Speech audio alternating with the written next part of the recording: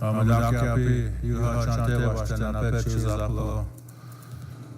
morning, everybody. We'll get started. We'll call the council to order.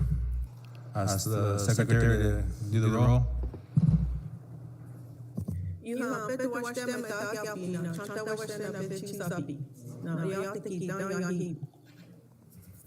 Bryce in the Woods will be late. Steve Moran. Tenai Jr. will be late. John Kessler. Here. Kenrick DePreez. Sharon Lee. Here. Mary Miller. Kelsey Haskell. Here. Thad Rose. Here. Derek Bartlett. Here. Francine Hall. Here. Joe Brings.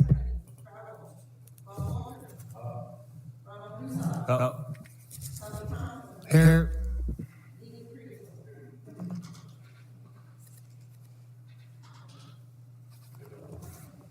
Mr. Moran, want to give us a morning prayer?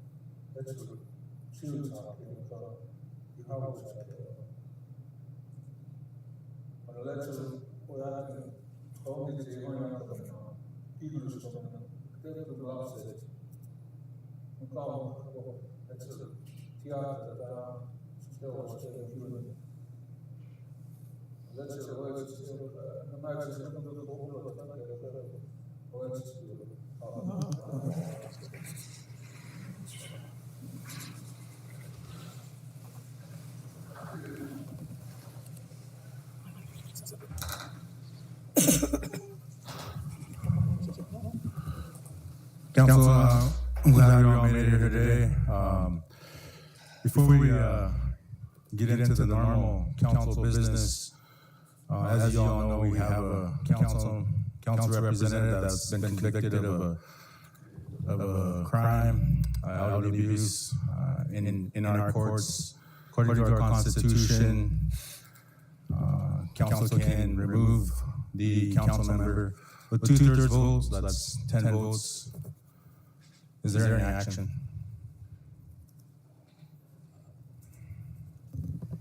Motion to remove Council Representative Ronald Russo for violating the CRST Constitution. Okay, we got a motion by Mrs. Lee. Is there a second? Second, Mr. Chairman. Second by Mr. Rose. Sorry. Comments or questions? Yes, ma'am. According to the Constitution too, I think when there's like, I don't think there's been a procedure that I've been on council for 20 years for doing this, but, or 19 years, but according to the Constitution, when there's a recall vote, the person who, when they take a vote and they're deliberating, has to recuse himself and be excused. And so, are we following that? As, you know what I mean? I believe if you read the Constitution, I think we should take a look at that. But the person that you're deliberating on needs to recuse himself.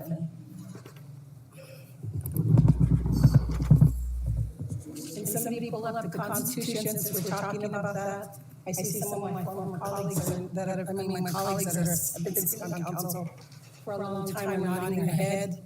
But I believe when the council representative is being removed, I believe the Constitution states that they have to recuse themselves and step out of the room during deliberations and taking of the vote.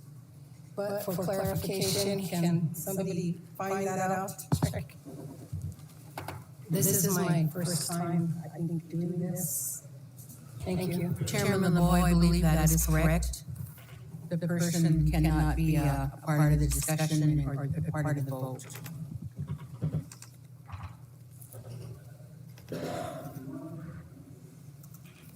Mr. Russo, you want to recuse yourself for this discussion? Chairman, I will not recuse myself. This is not a recall process. If you want to recall privileges, you should probably do a recall. So I will not recuse myself. Thank you.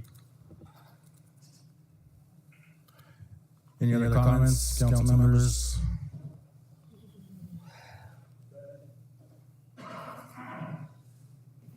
Go ahead, Mr. Russo. Thank you, Chairman. Ron Russo, Machiapi, Pogo Chacha, Chape, Awashi, Chamula. I'd like to thank everyone that's watching and everyone that's been praying for me and giving me the support. It's been a long road. Back in 2018, before I was on council, I watched this body under current council representatives in District 4 fight to remove 268 voters from the District 6 voters list because they were homeless. And that's what marked the start of my career. You know, one of the lead attorneys at that time was Tracy Zephyr, and my father and I filed on behalf of District 6, and we defeated the hateful act of removing these homeless voters from the voters list. And we won. We restored justice, and that's the start of my career. You know, I've been since this all this stuff's been coming down. You know, this press release that the tribe has issued is unprecedented. You know, they say that I filed an appeal and that my appeal denied. I never once filed an appeal. Not to mention that the order of judgment was never served to me. So I've never even seen a copy of the order of judgment prior to the tribe issuing this press release. You know, this it's horrible, this life that we're living. We don't have to live this life. I've watched my mother. She told me stories that she would have to, she was working as a jailer and dispatcher. And she'd have to work 2, 3, even 4 shifts in a row sometimes because she was never relieved. And my mom, you know, loyal, proud, wants to do better for her children. She went to work, she stayed there, you know, even though she didn't get relieved, she stayed there. And after over 10 years of service for the law enforcement, my mother had a mental breakdown. And, you know, sad, you know, when someone's going through issues, they should be supported by community members. I wasn't. I was tormented, I was tortured by this man that, you know, we all ignore. So, you know, but I've been looking at this history of like people like Nelson Mandela who went through and tried to fight for against injustice and help provide resources for poor people. And, you know, it's just alarming to see that a government can get to the point where they turn their own weapons on their people. There's a whole bunch of people scared to speak up because you get retaliated against. God forbid you speak out against housing authority, you get eviction notice the next day. Speak out some more. Oh, well, she's friends with the EBT director too. They're going to cut your EBT off or GA check. You know, it's all a big system, and it's the government using arms against the people to suppress your votes, to violate your human rights, and to dehumanize and demoralize you. I just want to end with this last story. So I was hanging out with one of my elder friends from Cherry Creek the other day, and he told me there used to be a bathhouse in Cherry Creek where they could wash up. They had that hot spring down there. They could do their laundry and everything. Everyone had clean clothes all the time. They were always, you know, washing up because it was free down there, that springs. While people in District 4 and here in Eagle Butte didn't like that because they weren't making money at their laundromats. They weren't making money. So they went down there. This body took an action and took a bulldozer down to Cherry Creek and bulldozed that whole wash house. You know, that's the kind of leaders that we have up here on this hill. You know, we're selfish. We don't care about the people, whether we do or not. You know, I know there's hundreds of members out there that are getting disconnected by Morro Grande, that are getting disconnected by Mini Wash Day, that can't afford their electricity or their utilities, and it's only going to get worse. And who's going to stand up? You know, one man here stood, and I continue to stand, and I'll continue to fight because humans deserve basic necessities of life, and we also deserve the fundamental human rights. One is of due process, and just the right to freedom of speech and all that good stuff. So don't think that you have to live in poverty. We've seen that this action started under Vince Dupree's, and if you look around the council, Vince and the other guys that were on council with him, they all got beat, So, it's going to happen again. So I'll continue to pray for everyone, continue to work hard, and I appreciate every council representative's support on this body. And last thing, Chairman LeBeau, he wants to hold people accountable, but he won't hold 2 directors accountable that killed a tribal member out in Deadwood. Thank you. Chairman LeBeau, on page 7, section 6, it states no member of the council shall take part in the deliberations of the council, nor shall he have a vote in balloting upon any matter pertaining to any recall election or the results thereof, when such member shall be the one whom it is proposed to recall. And that's the part of the Constitution that was noted. Mr. Russo is not to be part of the deliberations of the discussion. He shouldn't have even been given the floor. It's not a Thank you. recall, Chairman. You know that. This is not a recall. Absolutely not a recall. It's not a recall, but I think that pertains to the recall. Okay. Any other comments, council members? Madam Secretary, go ahead. Thank you, Chairman. When you make this motion, where's the backup? Where's the judgment? Where's those that need to be the backup for this motion? We all For the have record. we all have a copy of the court order. Chairman, can she not interrupt the secretary? We should have these in front of us before you guys make your motion, and I'm just now receiving these, so. Thank you, council. Yes, ma'am, go ahead. Thank you. Hiani Washde, members of the listening public, those who are viewing us on live stream, There you go, already. and executives, and my fellow colleagues of the Tribal Council, and the general public that are here. Thank you. We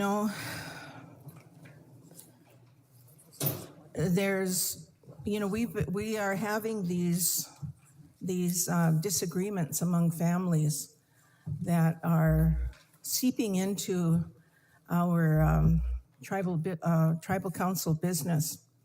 We see it in the land committee when people come and they're members of the same family or the same Tioshbaye, and they have disagreements over tribal land, tribally owned land in range units. And now we've got this, looks like a history of alleged abuse. And unfortunately, the person that is the alleged abuser is not here today. He passed from this world, and so is not here to answer to these allegations. And I wasn't there at the court, so I don't know. I read the documents, and those documents left me with some questions. Who was. We all have a right to due process. And part of that due process is having the right to trial by a jury of our peers. In visiting with Council Representative Russo about this, he did request a jury trial, but it wasn't honored.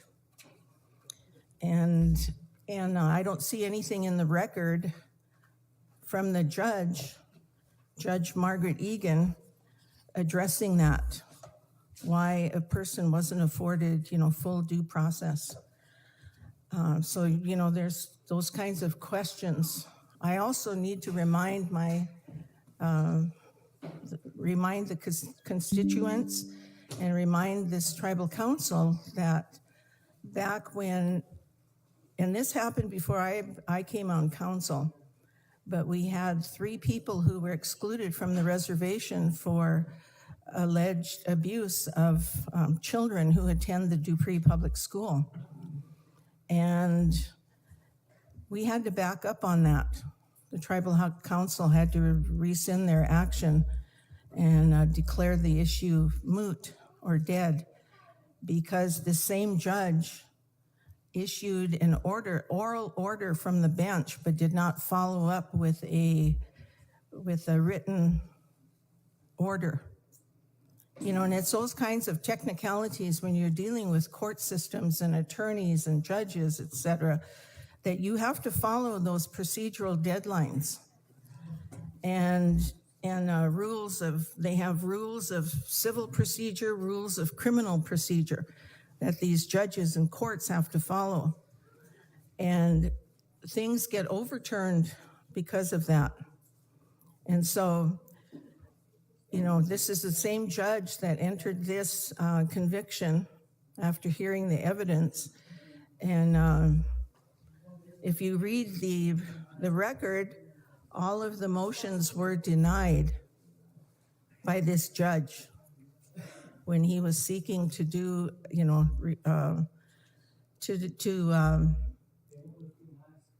he was seeking due process.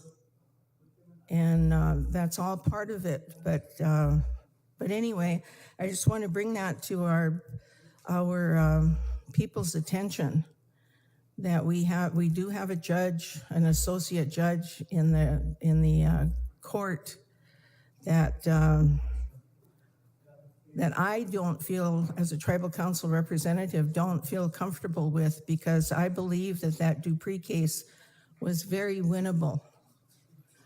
And but procedurally, we had to back up and back down, essentially, is what we had to do. And I'm sure those people over there feel pretty emboldened now that they can do anything to our Native children that attend that school, and there's not going to be any recourse for those kids. They can bring it to the attention of the administrators, but whether or not it goes any further than that is right now very questionable. And I have, you know, colleagues here on the Tribal Council who are very supportive of these kinds of things. They don't speak up for our people. And for whatever reasons, I don't know. I don't intend to go into their minds and try to dissect what their rationale or what their reasoning is, because I have no idea. And but I just know that when we we get elected, you know, we're supposed to work for the Oyate. And sometimes we have to make, you know, difficult decisions. This is one of those. I don't feel comfortable because this person came by way of the ballot box. I remember my dad always telling me that when you're going to kick anybody off or remove them from office, you have to remember that they came into their positions by way of the ballot box, and the voters should be the ones to decide whether or not to keep them on. And so, you know, this is, we've had chairman, you know, Chairman Wayne Ducheneau had no qualms about abolishing the college board, who were all duly elected by residents of the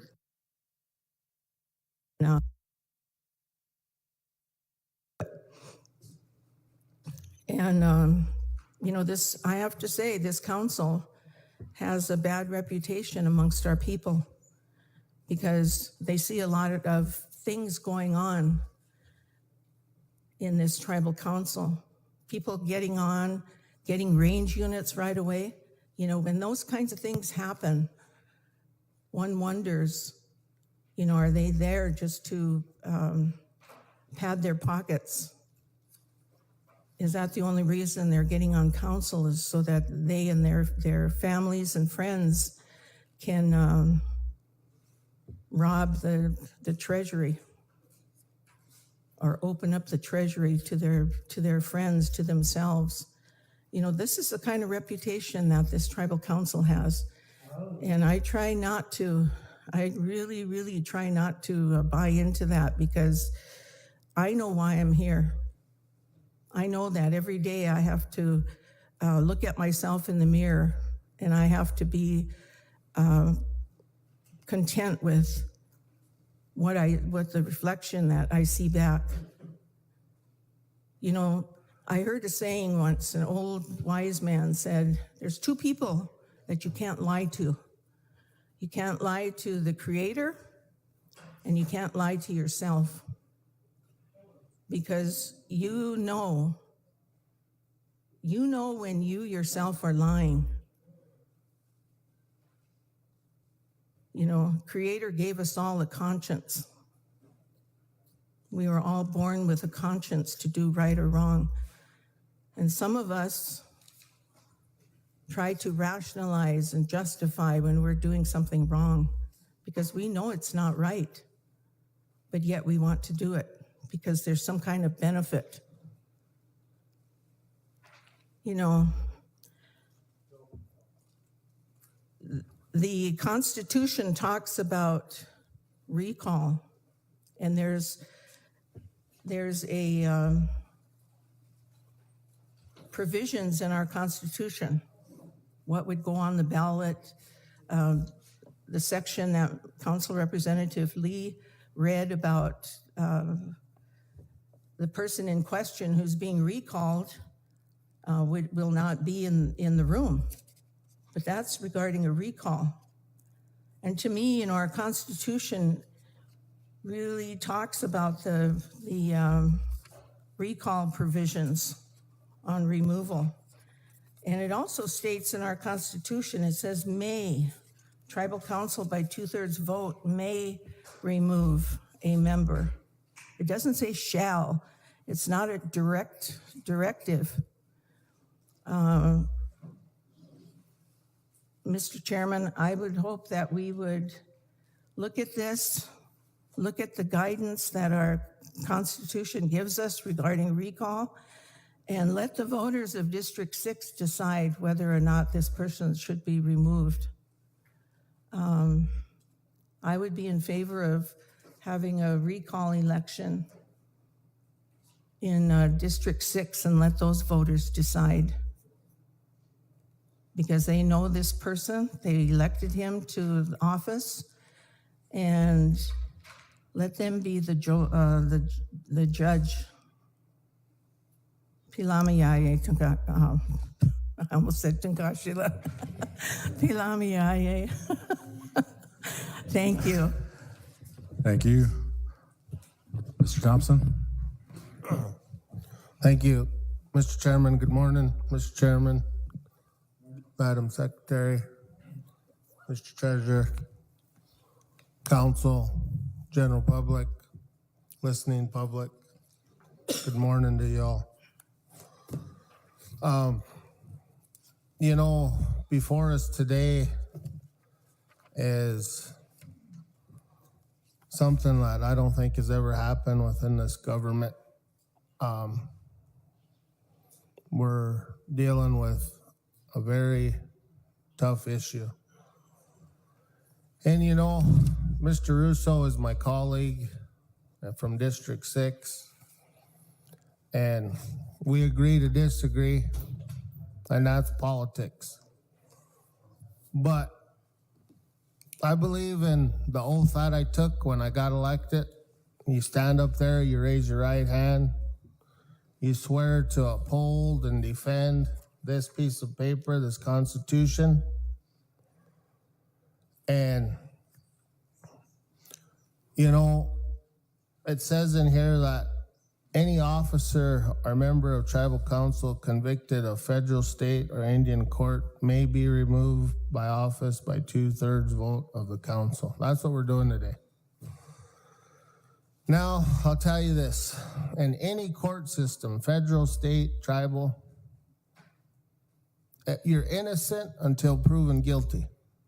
That's what the court says. Well, Mr. Russo went to his deal and he got convicted. You know, papers are here in front of us from an issue that happened a few years ago. Whenever it happened, it happened. It's a tough decision. But I want to tell council this. If we don't do what our constitutional duty is, what does that say to our judicial system, our court system? That it goes for everyone except us sitting around this table? When it happens to one of us, it's okay to not follow the laws? What is this oath you all stood up and raised your right hand and swore to uphold? You're going to just throw it in the trash because it don't pertain to you?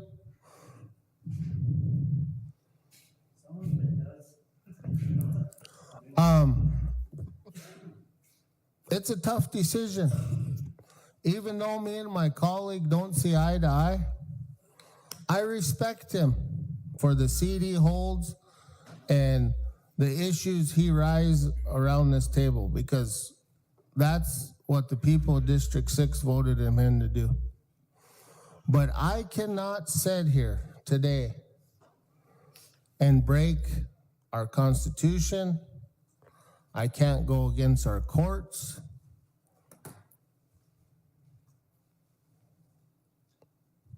He got convicted of a crime, you guys. And I feel bad for him and the other party. Families fighting. It's a bad, bad deal. But the decision I'm going to make today is the decision I made when I raised my hand and took an oath to this Constitution. And I would hope each and every one of you would do the same. Because if you vote no, or if you abstain, you're basically saying you don't believe in the seats you are sitting in. That's what you're doing by voting no or abstaining. And I'll end with this. If this was me in Mr. Russo's seat, I would hope that each and every one of you would vote to vote me out of office, because I done wrong. I don't stand above the law because I'm an elected official. I respect our laws. I respect our Constitution. So I'm just ending with this. If I was in Mr. Russo's shoes, I would hope that each and every one of you would vote to vote me out of office, because I done something that I wasn't supposed to do. And I'll end with that. Thank you very much, Mr. Chairman. Ms. Lee, then Mr. Russo. Thank you, Chairman LeBeau. I don't have anything against Ron. You know, I'm related to him through his mom, and I had high hopes when I got back on council in December of 2020 and he first come on. I had high hopes of us working together and getting things done, but it just didn't happen that way. It's just been nothing but chaos and drama, you know. And we can't keep on doing this, you know. It's just not right. It's just we're not doing right by our people. And we can sit here and say this and this and that, but our courts made the decision. They said innocent until proven guilty. Several members on this council said innocent until proven guilty. Well, he was convicted, and that means guilty. So elderly are worried out there. They're saying if one council rep can get away with abusing an elderly, what's going to happen to the rest of us? It's going to be open season on elderly. You know, anyone can abuse an elderly person, and it's okay. It's okay by this council. That's the message that we'd be sending out. I'm an elder. I'm 63, and I'm worried that if this doesn't pass, what's going to happen to me? You know, I have a big, huge family, but you know, it's scary that may happen. So I'm just saying, I'm looking at our Constitution, Ordinance 14, our election ordinance, our code of ethics, our oath of office, and our court orders. Are we gonna stand behind our court that this council put in place. And there's a separation of powers, so we've been staying away from the court. We have to. We're supposed to. So I'm just saying that I'm speaking on behalf of my family, a lot of relatives in District 6, you know, and several elderly people as well throughout the whole reservation. And I'm speaking for them. They want justice. So people will vote the way they want to, but I'm voting yes because I took an oath of office like Mr. Thompson and the rest of us did. So I'm sticking to that oath because that's what I was elected to do. Thank you. Sir, before you go past her subject, I was assaulted by Mr. Vincent Dupree, and we had a whole room. The majority of the council was here. I was assaulted right there by Mr. Dupree, and we called the cops. I filed a complaint. I turned that in. The prosecutor at that time, Nancy Wong, kept insisting that I had to have 2 witnesses before I could sign a complaint. And I said, I have a whole council room full. And this went on. I went and got the central records. I got copies of the code book. I showed her. Still, I haven't received a court date to this very day. And I'm an elder. I was assaulted in front of all of you. So we're looking for accountability. There's several councilmen that have a lease unit, more than 1 lease unit. Accountability. Let's think about that before you guys go there. Because each and every one of you have dipped your toes in that water. Council, you have any more comments or questions? Mr. Russo? Thank you, Chairman. So I really, I took the same oath as we all did, not only to defend this Constitution of the Cheyenne River Sioux Tribe, but to defend the Constitution of the United States of America. And Article 8, land, Section 3, leasing of tribal lands, very explicitly in black and white as it gets, no one lease or contract shall be for a tract in excess of 160 acres. Mr. Thompson, how many acres is your tribal range unit lease? Is it 160 acres?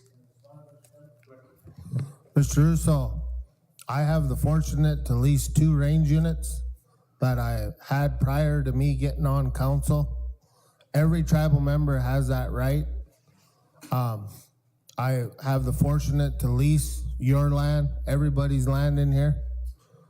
And I that was leased prior to me getting on tribal council. I just want to make that clear. But yeah, I have 2 of them. One's 100 head and one's 47 head. So together 147 head. How many acres?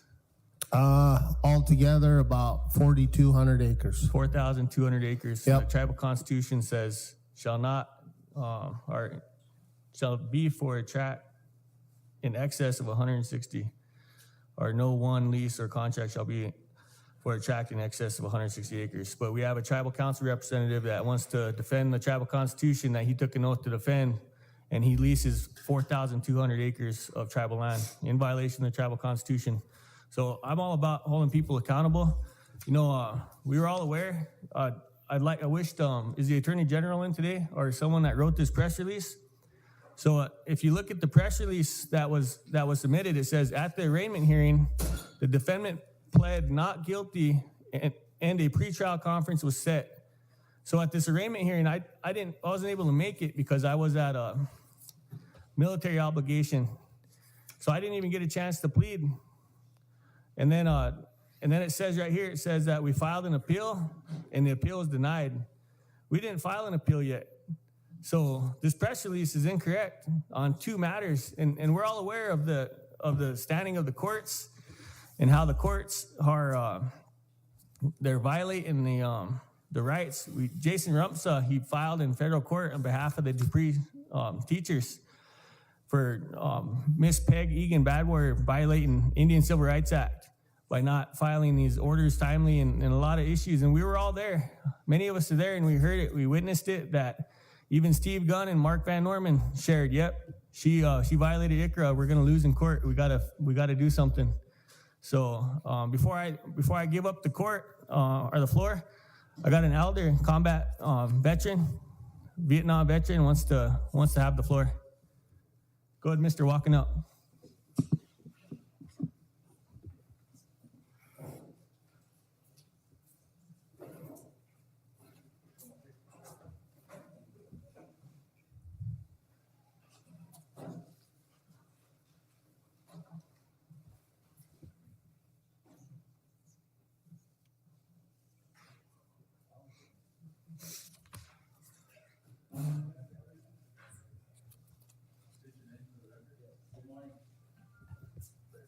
Good morning.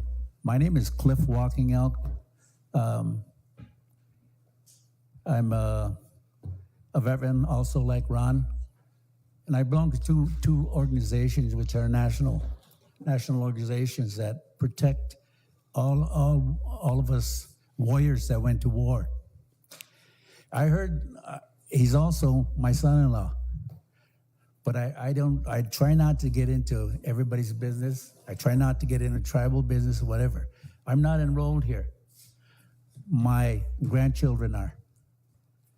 And I got upset because I feel I'm listening to part of what is going on.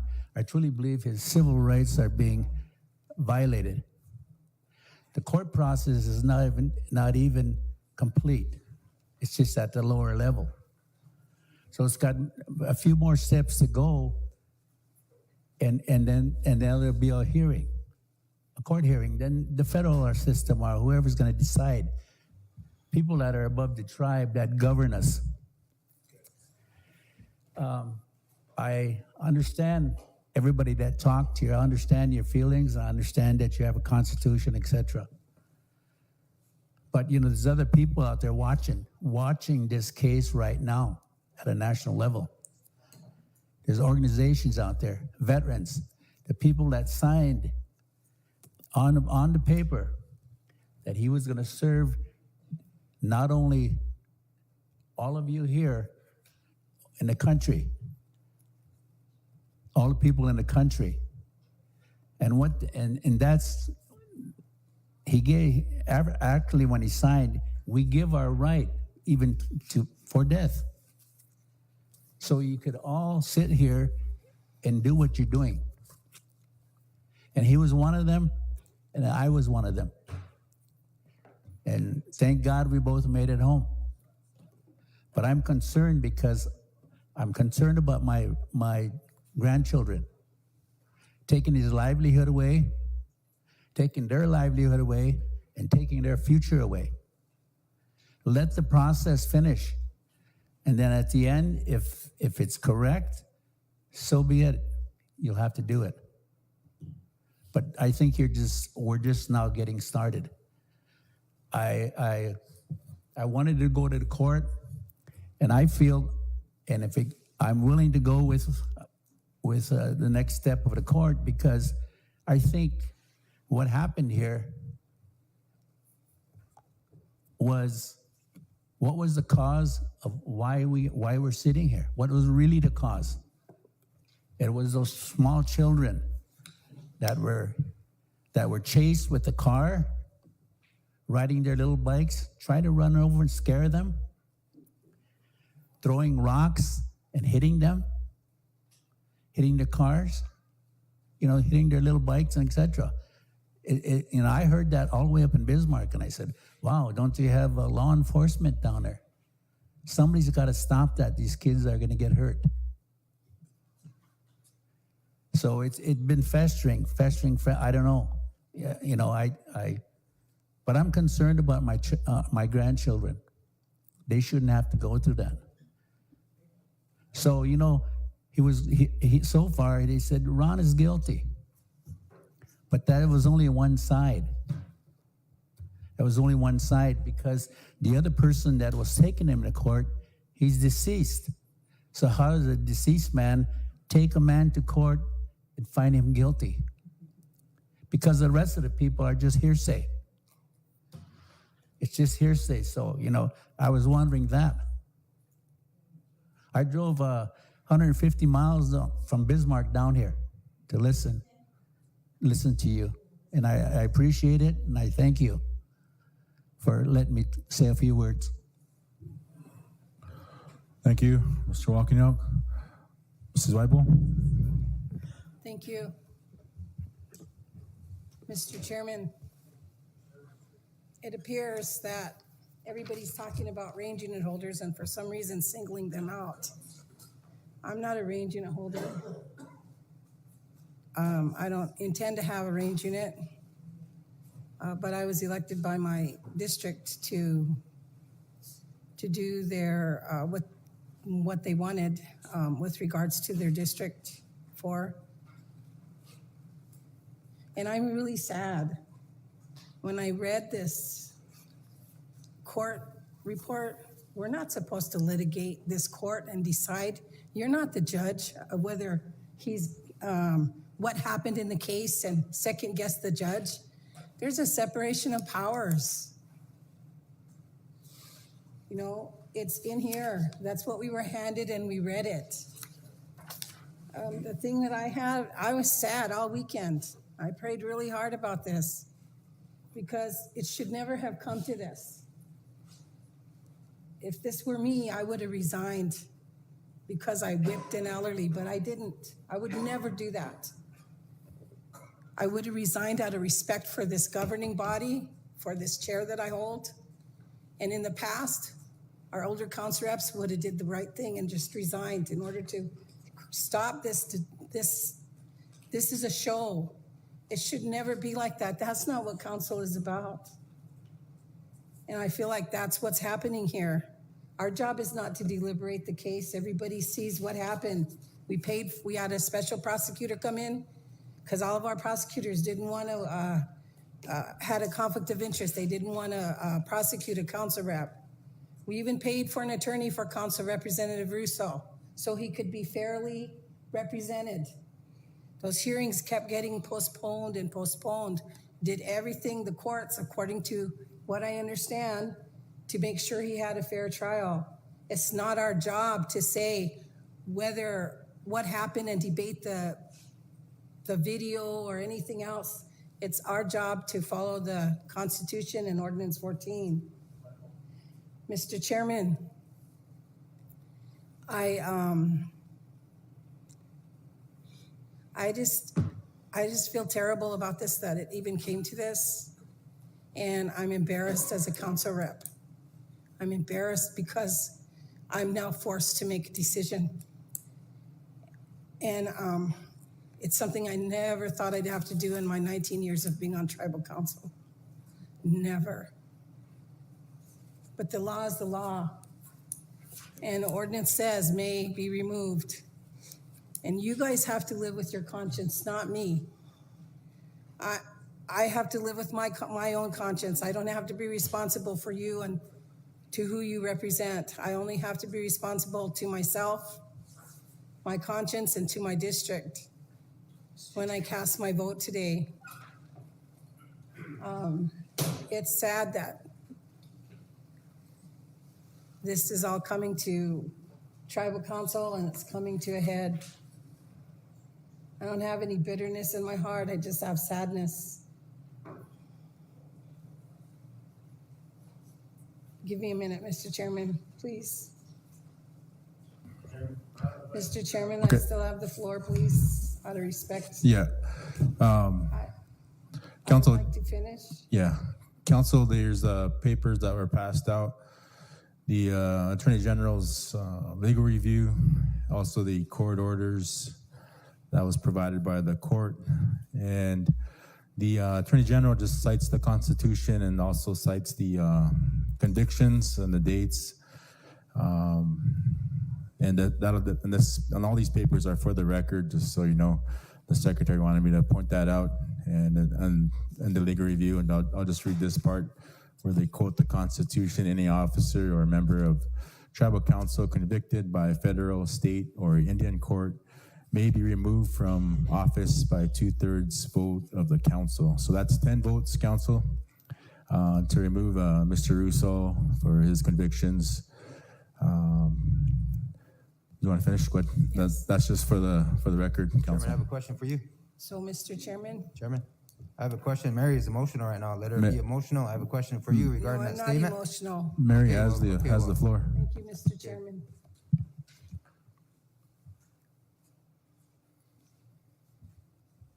I wanted to state that I'm just sorry to both parties.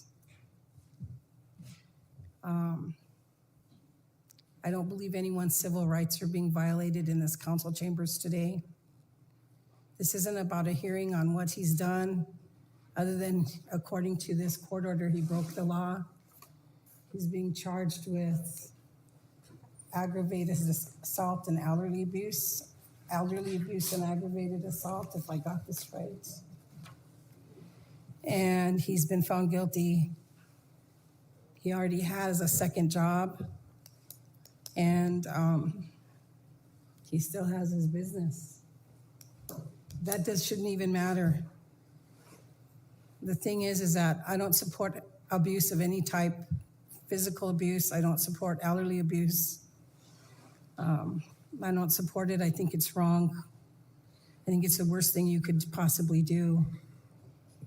There's always times our elders are going to, and now I'm one of them, are going to get upset with us or frustrated. And we just have to be respectful of them and recognize that. So with that, Mr. Chairman, I just wanted to put it on the record that I'm going to do my job today as, you know, that's my decision and it's my vote. And I don't think anybody should be screaming around, yelling, or making derogatory comments about whether I own a range unit or whether I have a vendetta or anything like that. It's my choice. It's my deliberation. And it's my vote. The people elected me to make these tough decisions, and I'm going to make them. And I will vote to remove Council Representative Russo today from council. As sad as I feel about this. Thank you. Mr. Chairman, I am not here to talk about anything other than there's a motion on the floor, a second. After this, I have no comment to anything. I will just cast my vote. Thank you. I've been given the floor, and that's it. Chairman, I have a question for you in regards to this. You still want the floor, Mr. Russo? Yes. And then Ms. Hall, and then Mr. Bartlett. Thank you, Chairman. So Dolores Curley contacted me and said that she was pushed, assaulted by Miss Miller Whitebull. And Miss Miller Whitebull was afforded the opportunity to do the mediation court. So I don't know, Mark Van Norman or Peg Badward or one of them tribal judges or tribal attorneys, they took special efforts to help this issue that Miss Miller Whitebull had to remediate assault case in tribal mediation court. They didn't give me that same opportunity, so I just wanted to point that out. She's been in here a long time. She doesn't condone violence, but she was a perpetrator in an assault case against Dolores Curley, and she was afforded the right to mediation at the expense of the tribe. Thank you. Mr. Chairman, now I have to respond because that's a lie.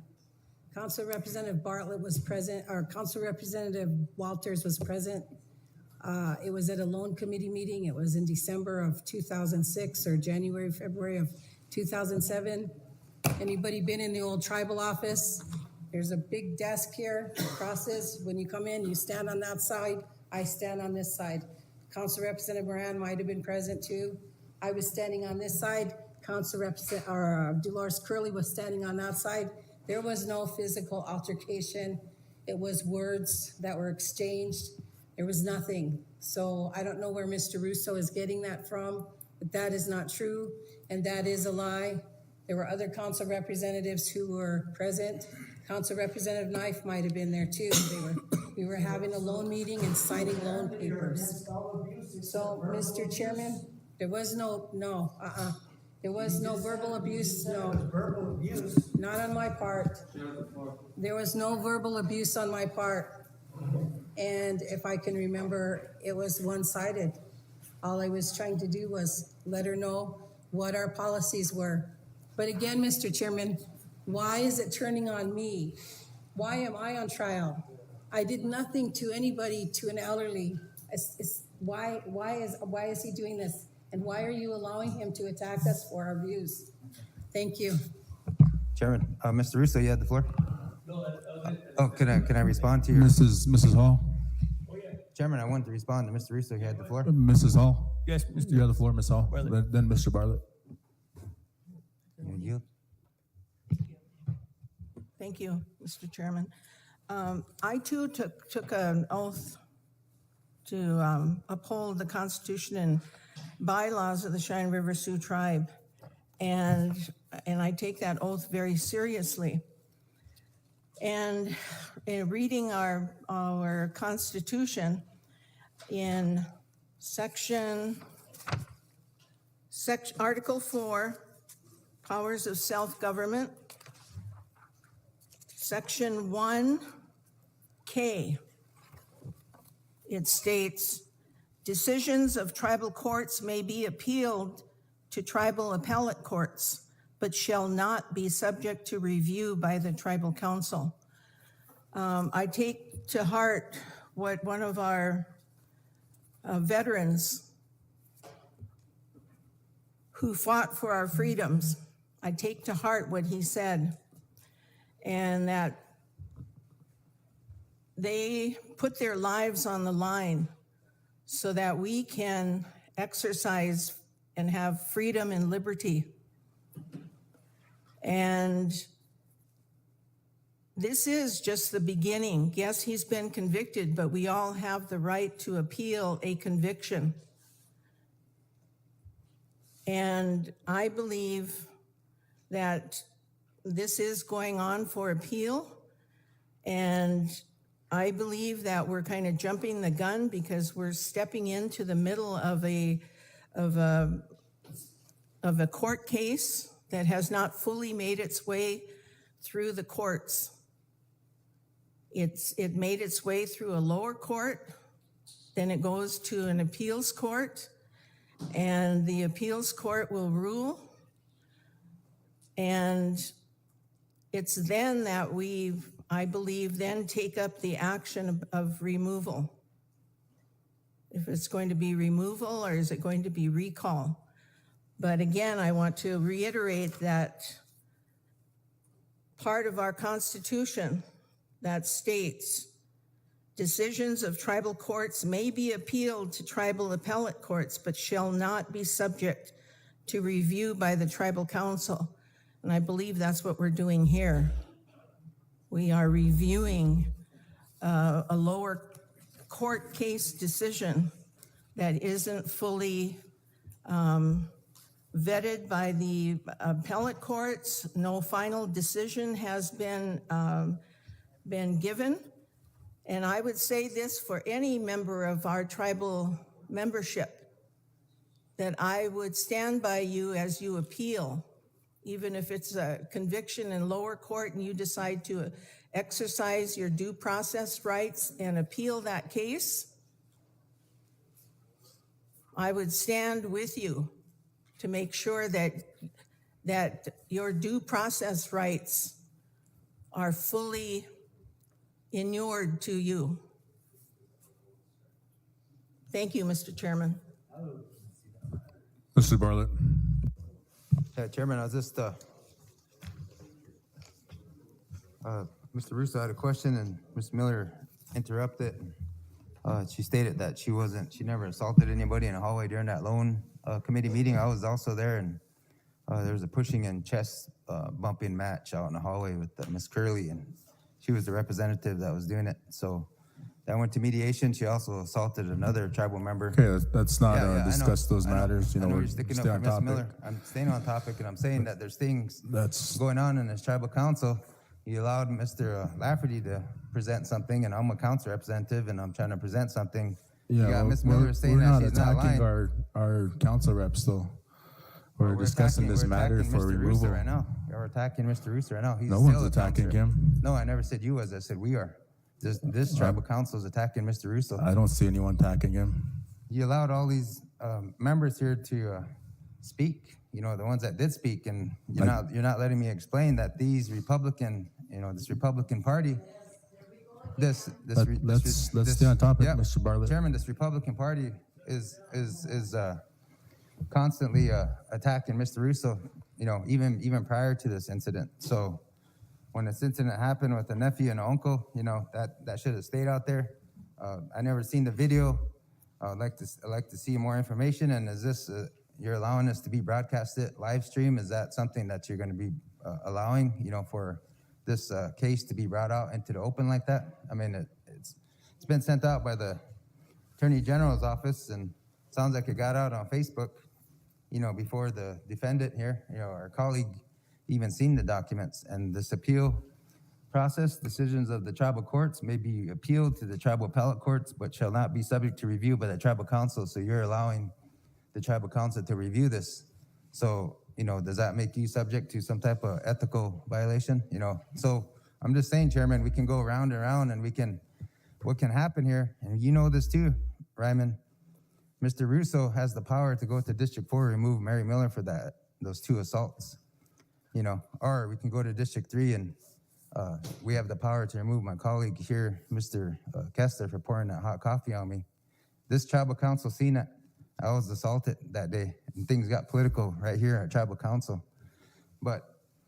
So this incident here happened outside the court between a nephew and an uncle, and you seen one of our elder veterans here to present and to defend Mr. Russo. To me, I think we need to review some of these things, Chairman. It sounds like the Republican Party here is here in full force to remove Mr. Russo. We got 2 of our party members not here, and the Constitution says 2/3 of the council, so there's 15 of us, so we need a full council. This full council allowed Mr. Russo to be a member of the council, so I think out of respect, we need a full council to remove any members of this council, whether it's you or my colleagues or whoever on this council. We need a full council of 2/3, and then we need to stand by this. We shouldn't be reviewing this at all, because it sounds like Mr. Russo's being violated now, and his due process subject to review by the tribal council. Decisions of the courts may be appealed to tribal appellate courts, but shall not be subject to review by tribal council. And we're already reviewing it before it hasn't even got to that level. So this thing can go all the way up into the federal court. And you guys know this if you're sat on Law and Order Committee. I was Law and Order Committee chair. My background's criminal justice, and this council needs to know that, there's still steps that need to be taken by Mr. Russo, as a colleague. So, but this issue here kind of blew up politically. So I'm just saying there's things that we see here on council. We were assaulted here on council by other colleagues. We got council reps that assaulted tribal members. Narsau Widow was assaulted. Dolores Curley was assaulted. And that was allowed mediation by Mr. Tom Van Orman at the time. So that's a good thing about sitting here almost 16 years now, sitting here on tribal council and witnessing these things. And this council didn't like Mr. Russo. He's pretty educated, pretty smart individual. He's a good leader for the tribe. And there's a lot of jealousy within this tribal council. Even our Power Arena, that's jealousy. We could have been developing that last month. Now we might not have an arena because the Republican Party decided not to proceed with the funding. We do have the funding to create that arena. So those are just some of the things, Chairman. I think we're kind of got too involved with this, and as well as I know that about 3 or 4 of these Republican Party members don't like Mr. Russo. They don't like it that he addresses range unit issues, but he's pretty intellectual, intelligent individual, educated, and that's what this council needs is strong leadership, and that's what he brings to this table. But Chairman, out of respect, I'd like to review that, because I don't think we should be bringing everything out here like this out of respect, whether it's you, me, or any of their colleagues here. And we need a full council according to the Constitution. So if anything, I think we need to give us time to review these documents. But what I witnessed here is also our elder, Joe Lafferty, Vincent Dupree's grabbed him by the neck, and you guys all seen that too. Clinched him by the neck and escorted him out that hallway. So he did a complaint. Nothing was done in our tribal courts. But this council could have removed that individual, but just because he's a range unit holder and, he was a bully to some of you guys, you let him sit here. So I think we need to kind of step back a little bit, review this. You got a tribal court that don't proceed on actions because the individual didn't show up to court. We got a member here that was deceased that wasn't able to show up to the tribal court to testify, but the courts will dismiss the case because an individual or a woman didn't show up to court because her husband beat her up or assaulted her. So the woman and the man will get back together, and that courts or that documents filed away until it happens again and again. But constant no court actions because the woman or the man won't show up to court or the witnesses. So in this case here, we don't have the individual at the court, but they still proceeded. So I kind of want to know who is all involved with this through the courts, because I know some of my council rep colleagues are involved with some of these attorneys and some of these people that are working on this case against Mr. Russo. So some of them worked hard and they got it here, and that's basically taking time away from them, assisting on building our new school, building our new skyscrapers, our new airports, our new water parks, basketball courts, volleyball courts, things for the community. So they took their energy and put it towards another one of our members to remove him. So out of respect, Chairman, out of respect for me in District 5, I think you got to give us time to review these documents. They were just placed in front of us this morning. Been listening to some of the people lying here on council. My colleague, Ms. Miller, said that these actions didn't happen. I witnessed them. There's other people on tribal council that witnessed these actions also, and that they were offered a mediation to keep her on council. But this party is using their energy and everything to get rid of our colleague, Mr. Russo. So, Chairman, that's all I request, is that we get time to review this. Maybe we need the attorney here to assist us with this decision of the tribal courts, maybe appealed to tribal appellate courts, but shall not be subject to review by the tribal council. And we're reviewing it now, so I think we're already in violation. And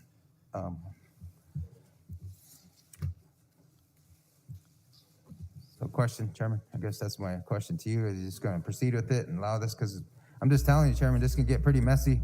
It's election coming up in August, and we all have the power to remove each other. We just got to go to the district and get 300 signatures, and we have the power and energy to do that. So the Republican parties want to bother a Democratic Party, then a Democratic Party will send people out to get those signatures to start removing them.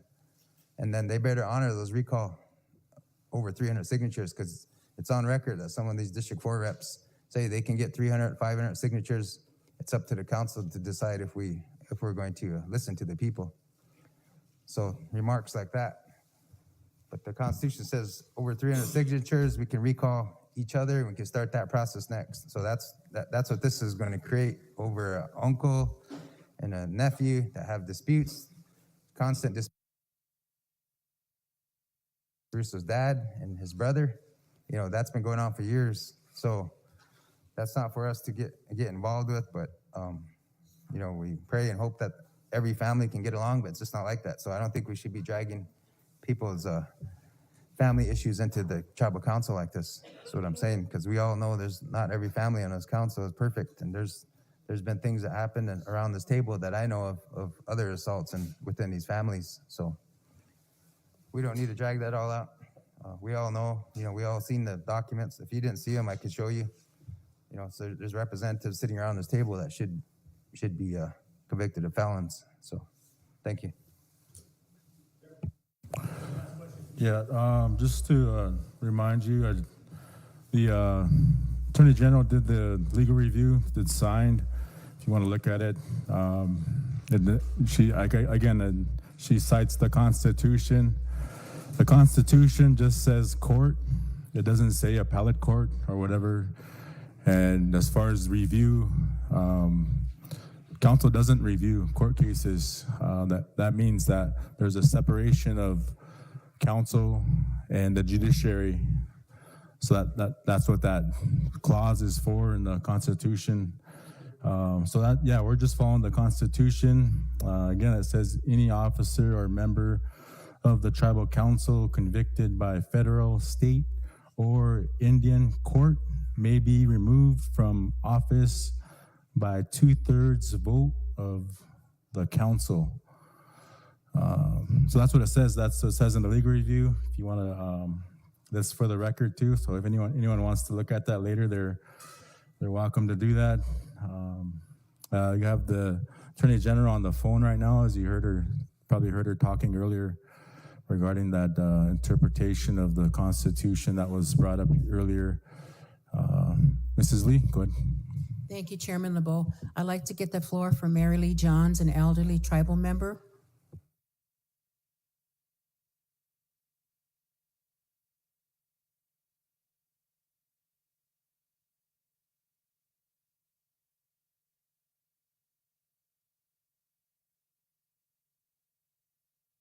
Ms. Lee, go state your name for the record, and I'll give you the floor.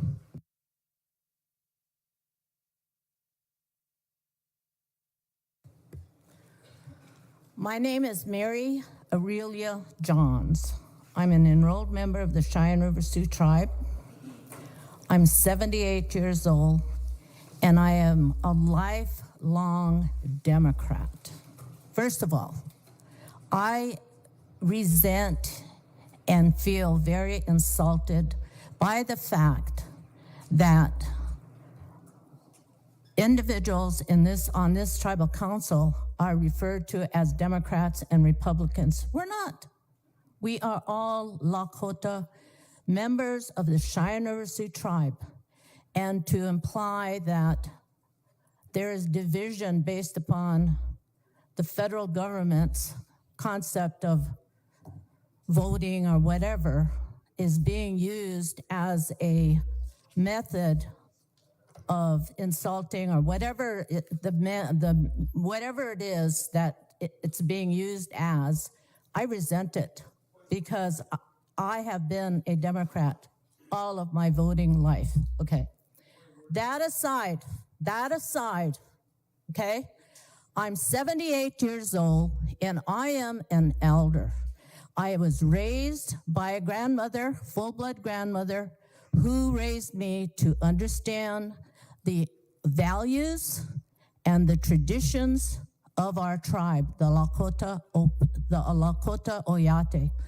So what I'm concerned about is the fact that, and it doesn't matter if the individual who was assaulted is dead, because in our court system, throughout the United States, throughout the world, if a person murders someone and that person is deceased, that individual, when tried, does not get away just because that person is no longer alive. So that argument is not even an important subject to be deliberated here. The fact that a person was assaulted, no longer alive, doesn't make any sense to me to even be discussed, okay? The fact is, a crime was committed on this reservation under the jurisdiction of the Cheyenne River court system. And that individual was given the opportunity to go to trial and give his case as far as whichever way he thought that it was okay to attack an elder. My situation here is the fact that an elder was abused. If this tribal council approves and gives the individual who's sitting on this tribal council the right to continue to be a leader of the Cheyenne River Sioux tribe, although even when he assaulted an elder, tells me by your action that it's okay to commit any kind of assault, be it verbal assault, be it physical assault, be it mental assault, be it taking money from them, then you're approving it. You're saying it's okay to assault an elder. And that, to me, goes against every single tradition and value that we as Lakota people, before there was even a tribal council, before there was the United States government, before there was anything, the one thing that we as Lakota people have always held was the value of our elders. And it doesn't matter if the elder is not the kind of person that you'd want to live next door. That's not important. It's the fact that that person was an elder. Now, I know for a fact that there are a lot of people on this reservation who do abuse elders. I know that because I've read on, the Facebook or whatever social media you want to talking about how this one elder couple over in La Plante was being abused by some young people by going to their house and demanding money. And so that couple was giving those young people money because they were scared of them. Now, that to me is totally unacceptable. Totally unacceptable. I know that there are people who are abusing their elders by leaving their children with them. That is unacceptable to me. I was raised by a great-grandmother and a grandma, and I loved my grandma, and there was no way in anything that I could even imagine that we wouldn't protect her, that there would be anybody who would dare abuse her. So that's the way I was raised. I was raised to totally, completely accept and respect elders. And so it's not about who it was, who did it, who it was done to it. It was the fact. The fact is an elder was abused. The person responsible went to court and was found guilty. Now that is a fact. There's nobody not agreeing with the fact that happened. And so you can twist all kinds of different ways. You can twist your body or your mind or whatever in every direction you could possibly come up with not to deal with this issue. But the fact is, this is fact. And fact is important. The truth is important. The truth is one of the only things that we have as women. They say the women are the ones who believe and stand by the truth. And so I, as a Lakota woman, and as an elder, I'm 78 years old, will be 79 soon, although there are others who are older than me, but I was raised to understand what our values are. And if you sit here and you are going to vote to agree that the individual who committed this crime and went to court and was found guilty for abusing an elder, then what you're saying is you choose that person over the elders of this tribe. And you're giving all of these people who abuse the elders, okay, you're saying it's okay. This group of leaders on the Cheyenne River Sioux tribe, it's okay to abuse an elder because we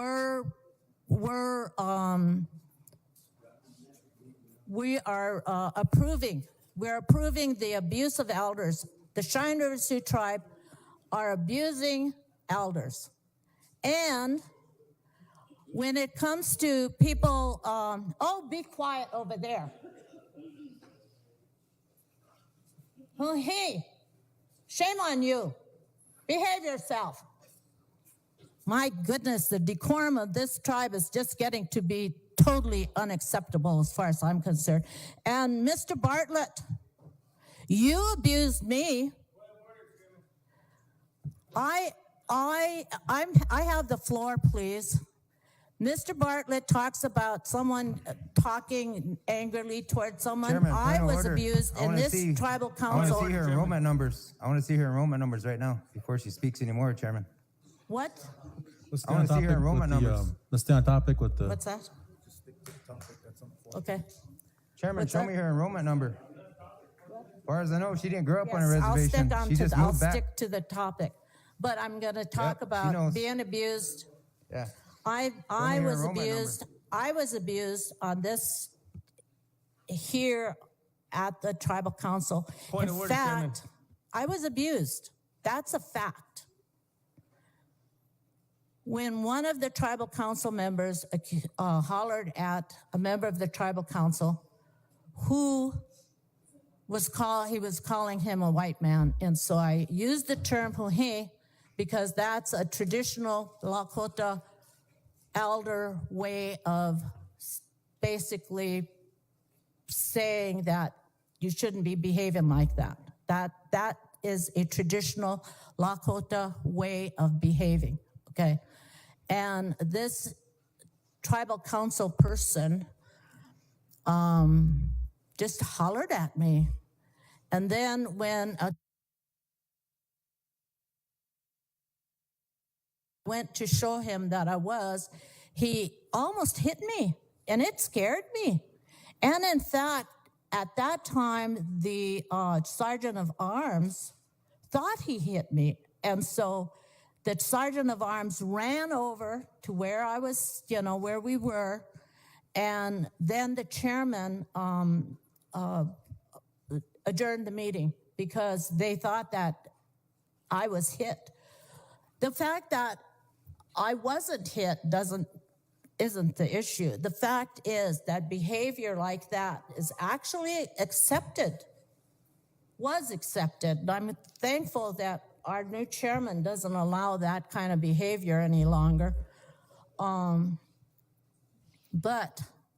the fact is that elders are supposed to be held in high respect. That's the issue. The issue is, do we continue as the tribal council of the Cheyenne River Sioux tribe to protect our elders? That to me is the issue. Do you as leaders stand by the elders to protect them? And to say that you cannot abuse an elder on this reservation without consequences. That to me is what you have to look at today. Not if someone died or if someone was abused when they were younger or, any of those. That's not the question. The question is, I, as an elder, do I feel protected by this tribal council? Do I, as an elder, feel that you will stand beside me and protect me if a young man comes to my house or abuses me in any way, tries to get money, tries to do those kind of things? And if that's the case, if you believe that elders are to be protected, it doesn't matter where you stand as far as supporting someone or not supporting them. That's the question. That is nothing else other than that.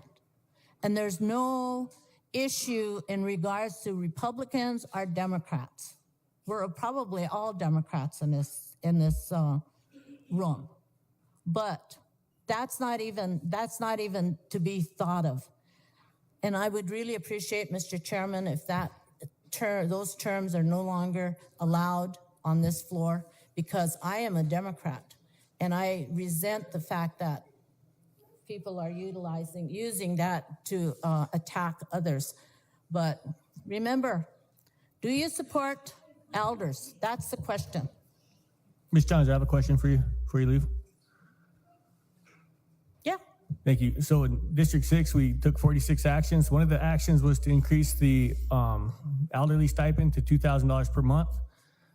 And, you know, I also want to push to help elders get housing, make it easier for them to exist in this world, kind of restore their role as being mentors and, you know, teachers.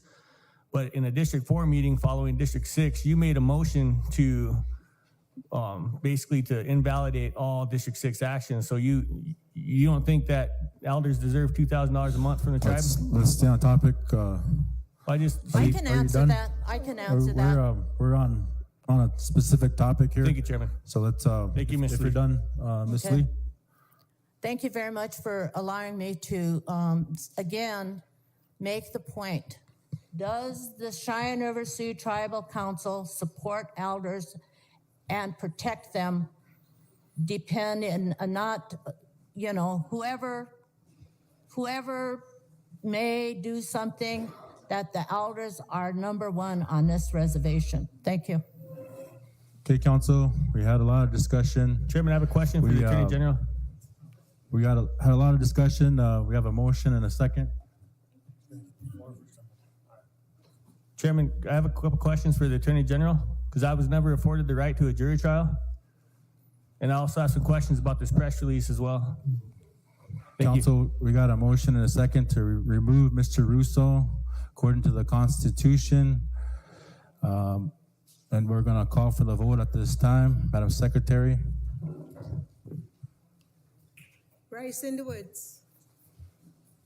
Absent. Steve Moran. Yes. Ted Knife Jr. Yes. John Kessler. Yes. Kenrick DePreez. Sharon Lee. Yes. Mary Miller. Yes. Kelsey Haskell. Yes. Thad Rose. Yes. Derek Bartlett. No. Francine Hall. No, because the appellate court does not have to. Joe Brinsbergen. Absent. Bob Walters. Ronald Russo. No. Tuffy Thompson. Yes.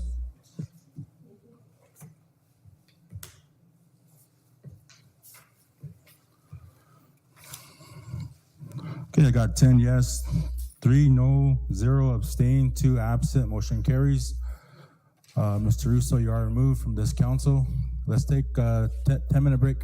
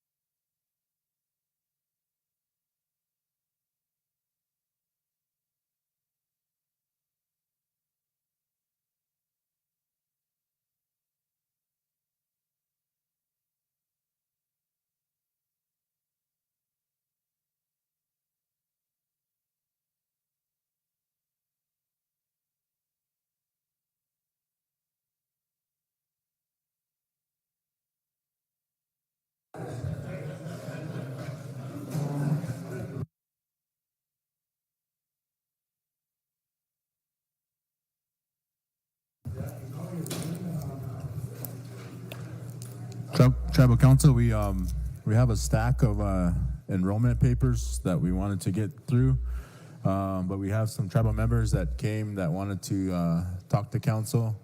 So we'll hear them, and then we'll take a lunch break, and then in the afternoon we'll get back to the enrollments. Try to get those done before we before the end of the day.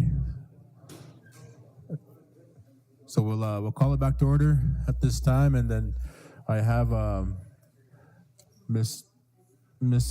Ruby, and then I have Mrs. Lori, and then I have Mr. Mark that wanted to address council. Then after that, we'll take the lunch break, and then after lunch we'll do the enrollment report, get everyone enrolled, ready for the ARPA. Mr. Chairman, Yes. Mr. Knight would like to address the council. Yeah, I got them down. Okay. Ladies first, they said. Good morning, Council. My name is Ruby Chavez. I'm from District 4. I'm a tribal member. I would like to ask if I could take this matter into executive session. Got a motion by Mr. Walters, second by Ms. Miller to go into executive session. All in favor, raise your hand.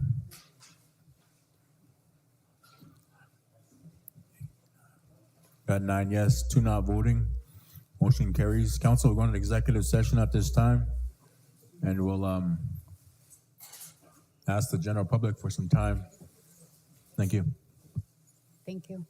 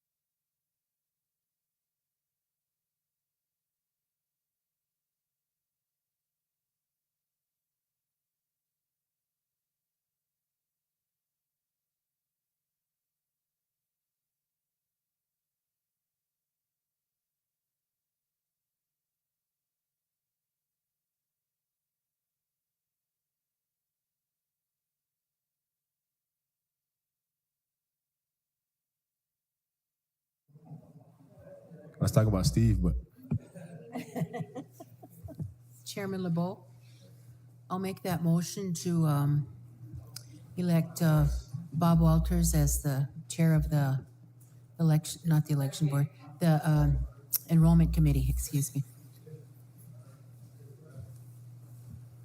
Since he's the vice, right, is already doing it. you want to do that in committee? Usually that's where it happens.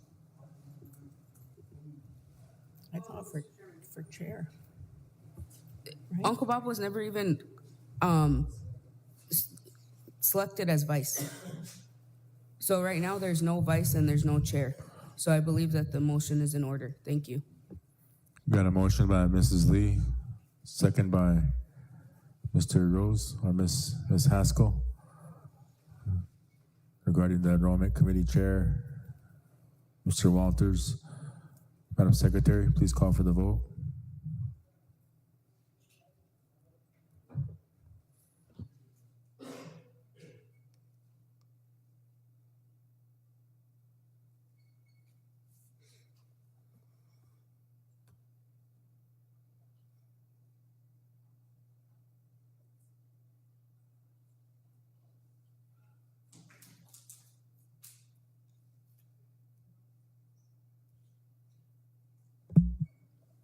Bryce Cinderwoods, absent. Steve Moran. Yes.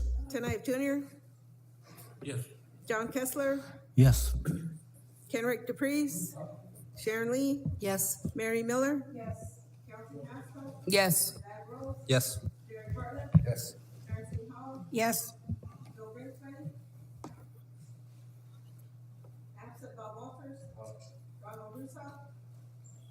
Absent.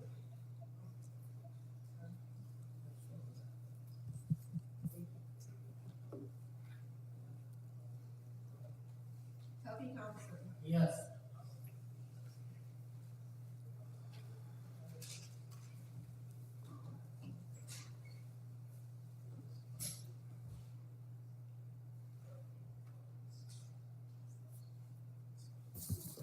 Yes, 0 no, 0 abstain. 2 absent, motion carries. Mr. Walters? Thank you, Mr. Chairman. Thank you, Tribal Council and general public. Mr.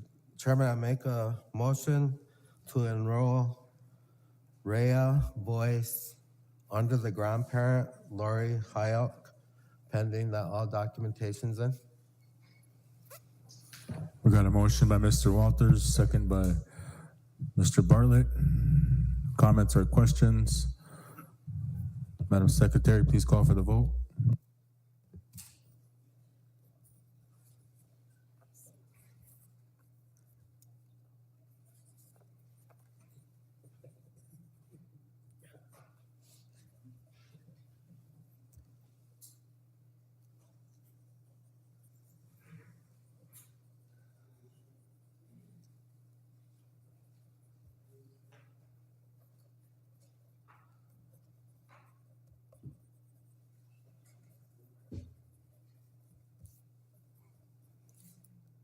Is this majority or 2/3? Majority on this. No, where the child was born. It's where the child was born. It'll probably have to be 2/3.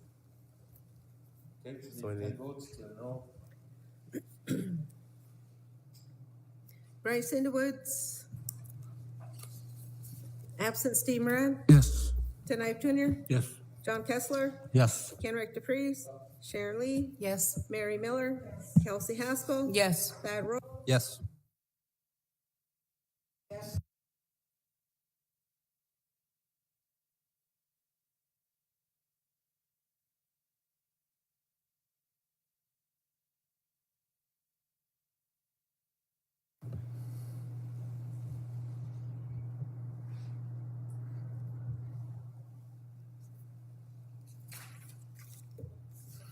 Twelve yes, 0 no, 0 abstain, 2 absent, motion carries.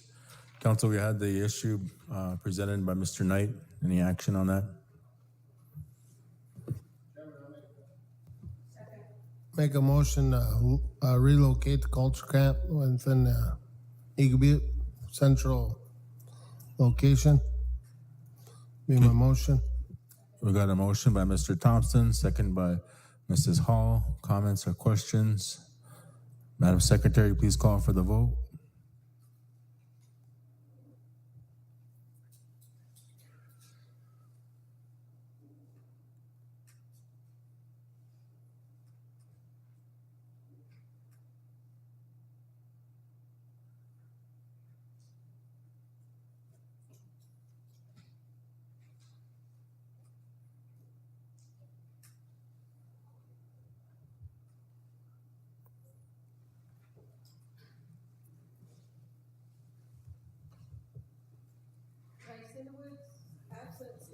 Yes.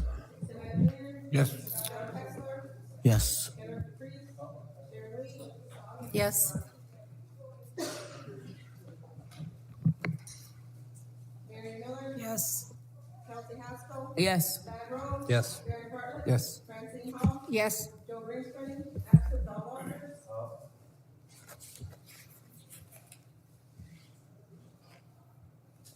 Kelsey Thompson. Yes.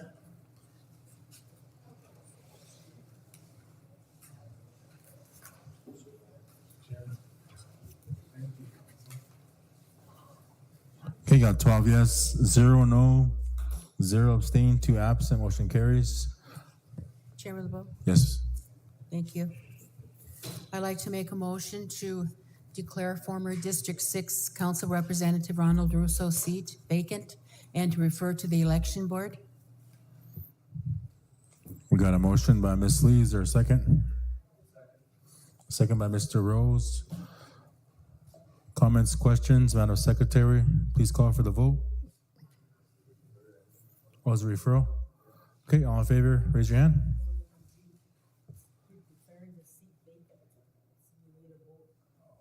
Wow. Okay. Good, go ahead.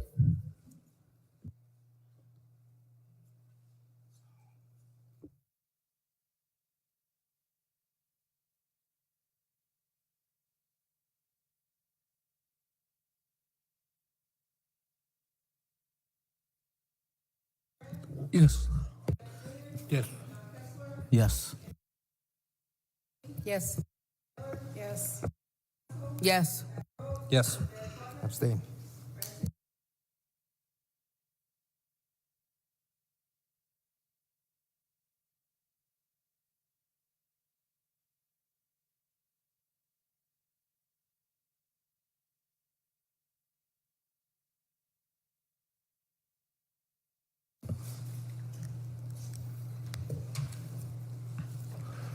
Ten yes, 0 no, 2 abstain, 2 absent. Motion carries. Council, let's take a 1 hour lunch break. We'll come back about 1:30. Pilamia.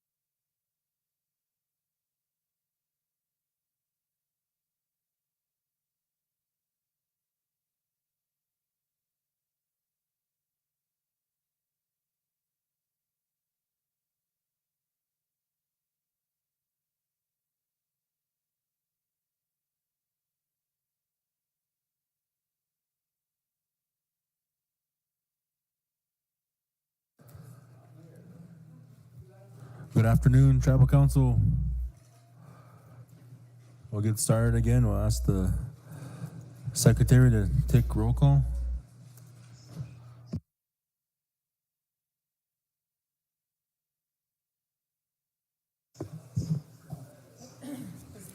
Bryce Sindowitz.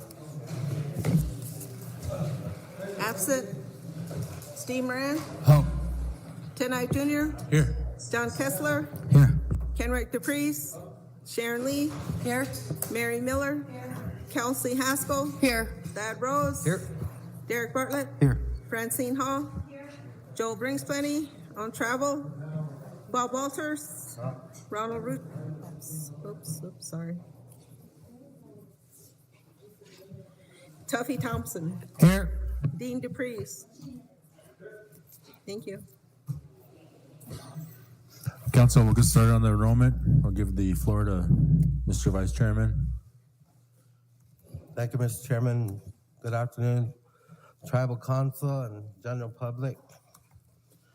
Mr. Chairman, this first enrollment is going to need 2/3 vote. It's underneath a grandparent.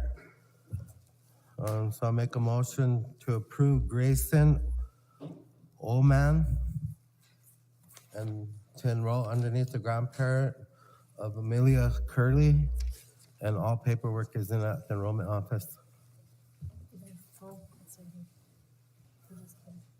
Second.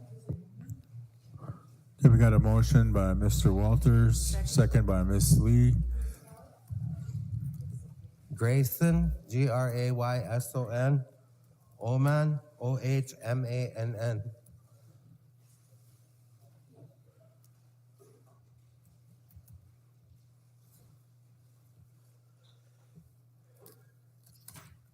Comments or questions? Madam Secretary? Who made the motion? Who second? Motion by Mr. Walters, second by Ms. Lee.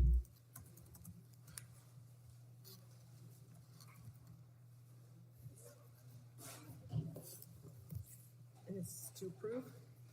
2/3. Yep, motion is to approve for enrollment.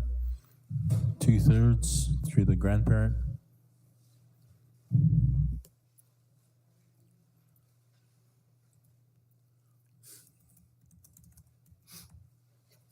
Who's the grandparent? Amelia Curley.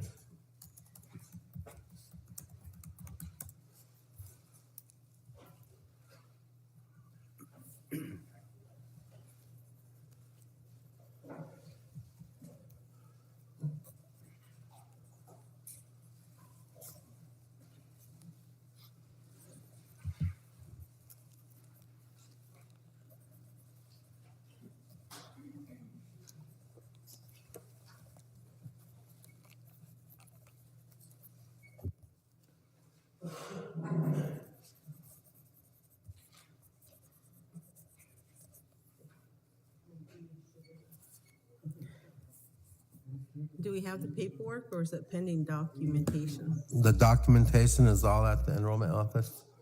Okay.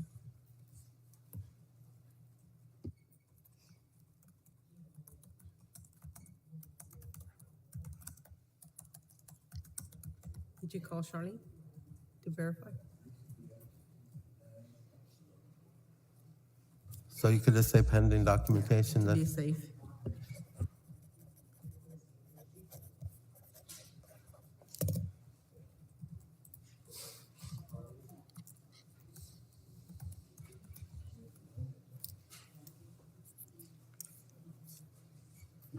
Bryce Sindowitz, absent. Steve Moran. Yes. Ted Ike Jr. Yes. John Kessler. Yes. Kenrick DePreez. Sharon Lee. Yes. Mary Miller. Kelsey Haskell. Yes. Thad Rose. Yes. Derek Bartlett. Yes. Francine Hall. Joe Brinksplenny, absent. Bob Walters. Tuffy Thompson.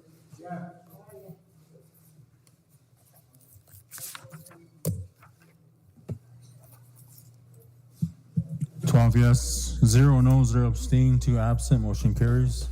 Mr. Walters? Thank you, Mr. Chairman.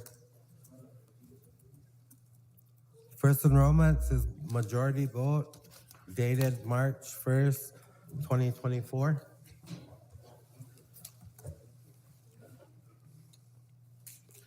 Chance Wesley Anderson. Mother Angel Anderson, Cheyenne River 364th, child 39 over 128. Graylin Jador Bagola, 1/2.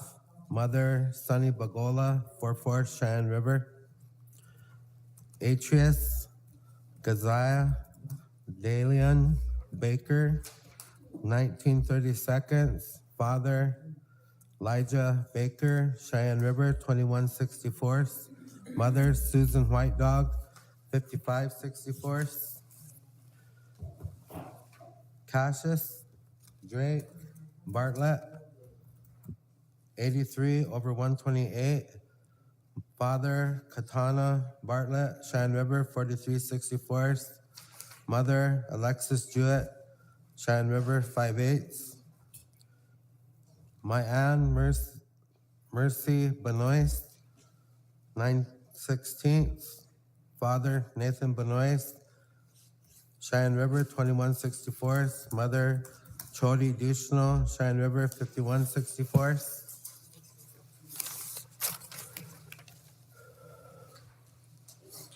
Artyom Iktomi H.S. Blanco, 2964th. Father Levi Lovejoy, Cheyenne River, 1532nd. Mother Area Blanco, Cheyenne River, 7/16.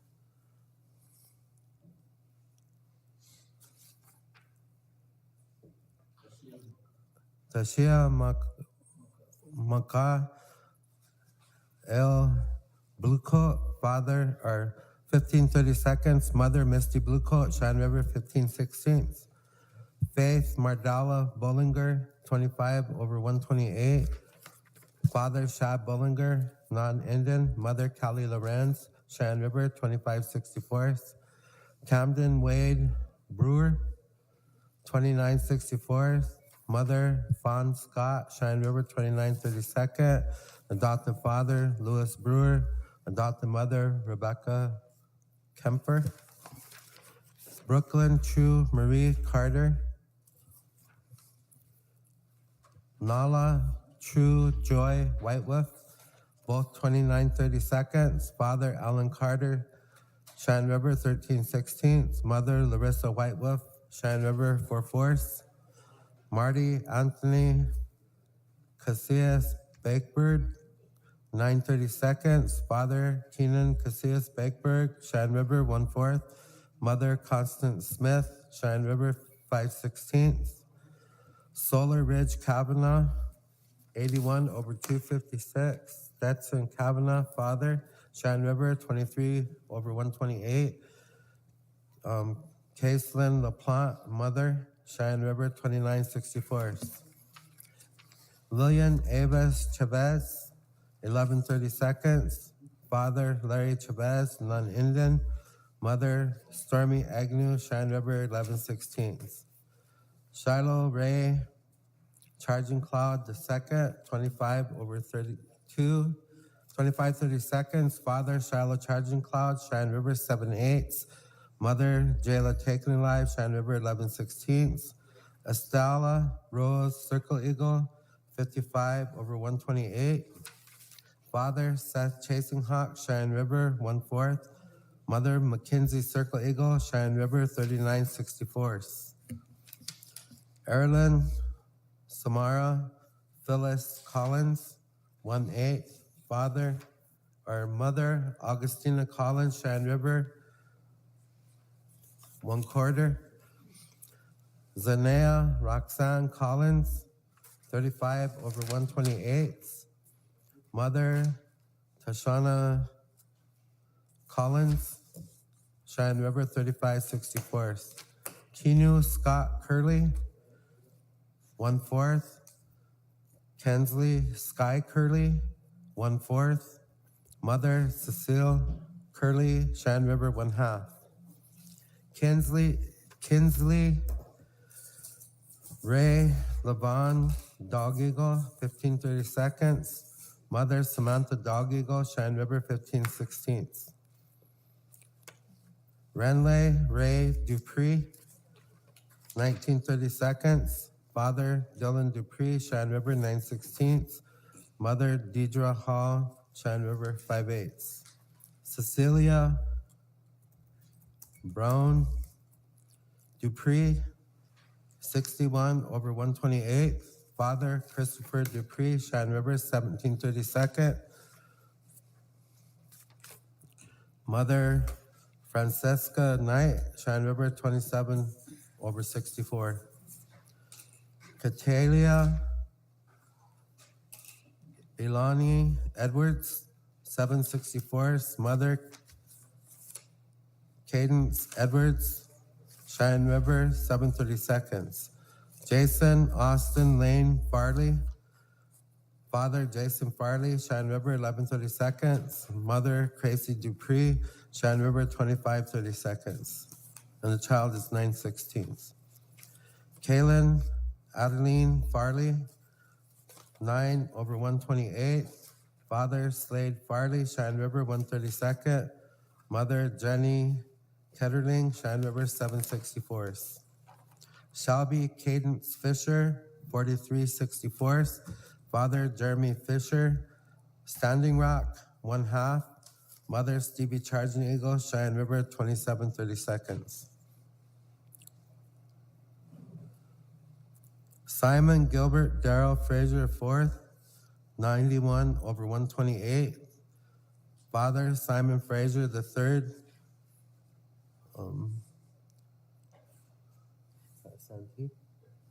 Santee, 53 over 64. Mother Raina Dupree, Cheyenne River, 19/32. Ihani Wakia Akumi Garrow, 43 over 128. Father Bradley Garrow, Cheyenne River, 31 over 128. Mother Tashina Smith, Cheyenne River, 55 over 128.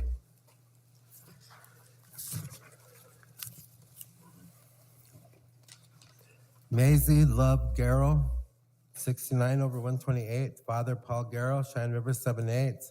Mother Tatum Condon, Cheyenne River, 13/64. Macias Ren Hayes, 29/64. Mother Alyssa Hayes, Cheyenne River, 29/32. Brian Lee Augustin Heidemann, 77 over 128. Father Bryant Heidemann, Cheyenne River, 35/64. Mother Dion Dupree, Cheyenne River, 21/32. Daryl Jean Hunter III, 157 over 512.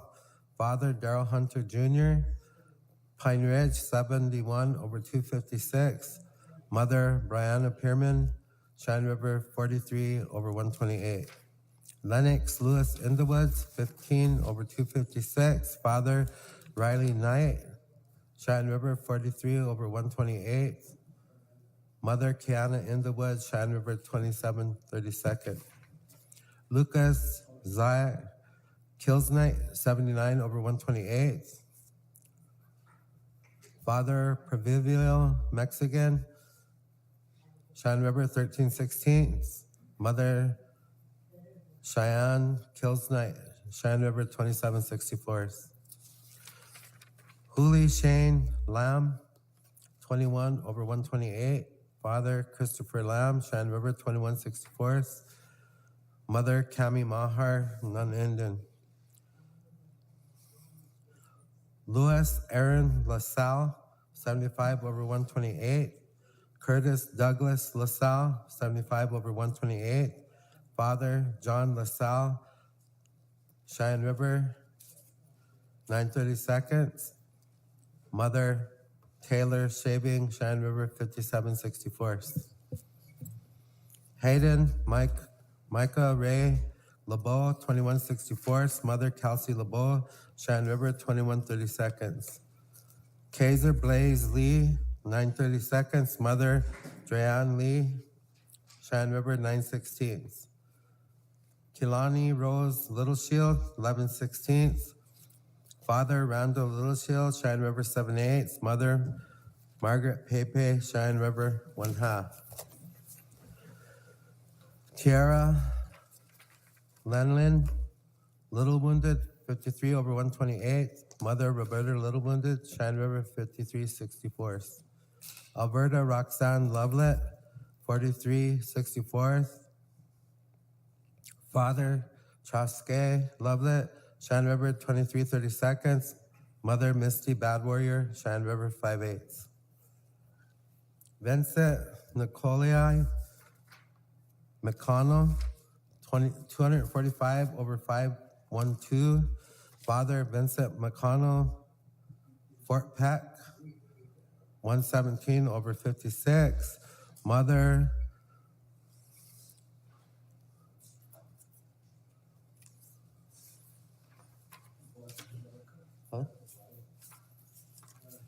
I don't think that's supposed to be Barbosa though. Guadalajara Barboda, it says Cheyenne River, 1/2.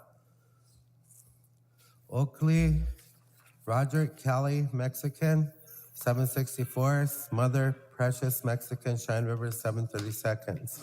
Nadine Joy Mike, 1/4. Winston Mike, Cheyenne River, 3/8. Courtney Walters, Cheyenne River, 1/8. Sincere Ray Pedersen, 3/4. Sindarius Kaya Pedersen, 3/4. Father Cody Pedersen Sr., Cheyenne River, 4/4. Mother Ian Homie Smalls, Cheyenne River, 1/2. Dallas Reed Provincial, 15/32. Alyson Laree Provincial, 15/32. Mother Tisla Provincial, Cheyenne River, 15/16. Ahani Cecilia Prue, 17/64. Father Amos Prue III, non-Indian. Mother Phoenix Schlett, Cheyenne River, 17/32. Orion J. Red Dog, 23/32. Father Kip Red Dog, Cheyenne River, 7/8. Mother Morning Star Finley, TAT 9/16. I don't know what tribe that is. 3 affiliated? Okay. Monty Stanley Shad White, 15/32. Father Bianco White Jr., Santi, 7/16. Mother Tisha Shad, Cheyenne River, 1/2. Caden J. Shaving, 27/32. Father Jeffrey Shaving, Cheyenne River, 11/16. Mother Tracy Bagola, Cheyenne River, 4/4.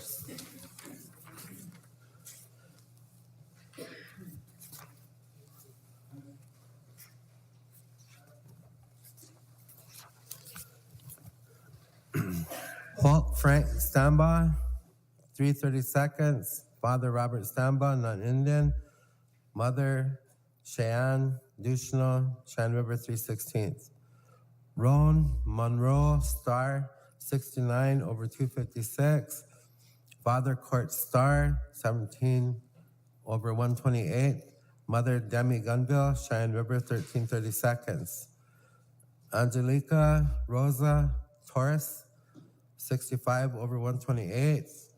Father Martin Torres, Cheyenne River, 3/16. Mother Devony Lee, Cheyenne River, 53/64. Maria Lene View, 145/256. Father Asa View, Cheyenne River, 59/128. Mother Miley Fisher, Cheyenne River, 43/64. Evelyn Victoria Joy View, 185/256.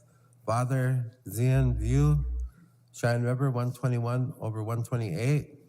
Mother Kyla Addison, 1/2 NA, it says. Northern Arapaho, yeah. Marsha Vrooman, or Marshall J. Vrooman, 164th. Father Jace Vrooman, Cheyenne River, 132nd. Mother Sammy Ryan, non-Indian. Betty Lou Walters, 1564th. Father Willard Walters III, Cheyenne River, 1/8. Mother Catherine Olette, Standing Rock, 1132nd. Magdalene K. Weston, 1764th.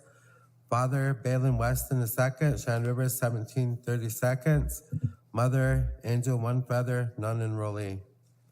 Maverick Arnold Wiedmer, 61 over 256. Father Dayton Wiedmer, non-Indian. Mother Katrina Longbreak, Cheyenne River, 61 over 128. Cooper Claymore Wachowski, 49 over 256. Father Dylan Wachowski, non-Indian. Mother Casey Lawrence, Cheyenne River, 49 over 128. Marceline Avalon Kai Woods, 23 over 128. Mother Benita Woods, Cheyenne River, 2364. Motion to approve, Mr. Chairman. Okay, we got a motion to approve by Mr. Walters, second by Mrs. Hall. Comments or questions? Madam Chairman. Secretary? Oh, go ahead, Question. Mr. Bartlett?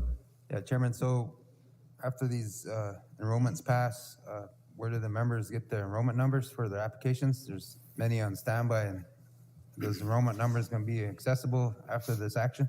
Mr. Chairman. Mr. Walters? Go ahead. Mr. Deckler? Thank you. We're already doing the applications before the enrollment numbers. We're just putting pending enrollment, so probably a lot of these are already done. And what we'll do is, when we get the numbers, we'll put them in. But the checks, how they run the checks, it's ran off your enrollment number. It's like a ID number. So they'll assign these probably some temporary enrollment numbers for the system, and then when Charlene gets them done and they get over to us, then we'll change them in there. But a lot of these are already in the system already, so. Okay, thank you. Thank you. So they can just submit their papers, they don't have to wait for the number? Okay. Gotcha. Any other comments? Madam Secretary? A question, are these from your enrollment minutes? Yeah. March 27th? No. These are from March 1st, 2024. They were attached to these minutes, your committee minutes. They were attached to it. And that's dated March 27th.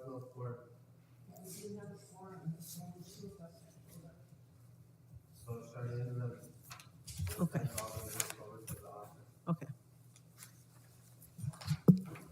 Bryce Sindowitz, absent. Steve Moran? Yes. Tenai Junior? Yes. John Kessler? Yes. Kenrick DePreez? Sharon Lee? Yes. Mary Miller? Kelsey Haskell? Yes. Thad Rose? Derek Bartlett? Yes. Francine Hall? Joe Bringsplenny, absent. Bob Walters? Tuffy Thompson? Yeah.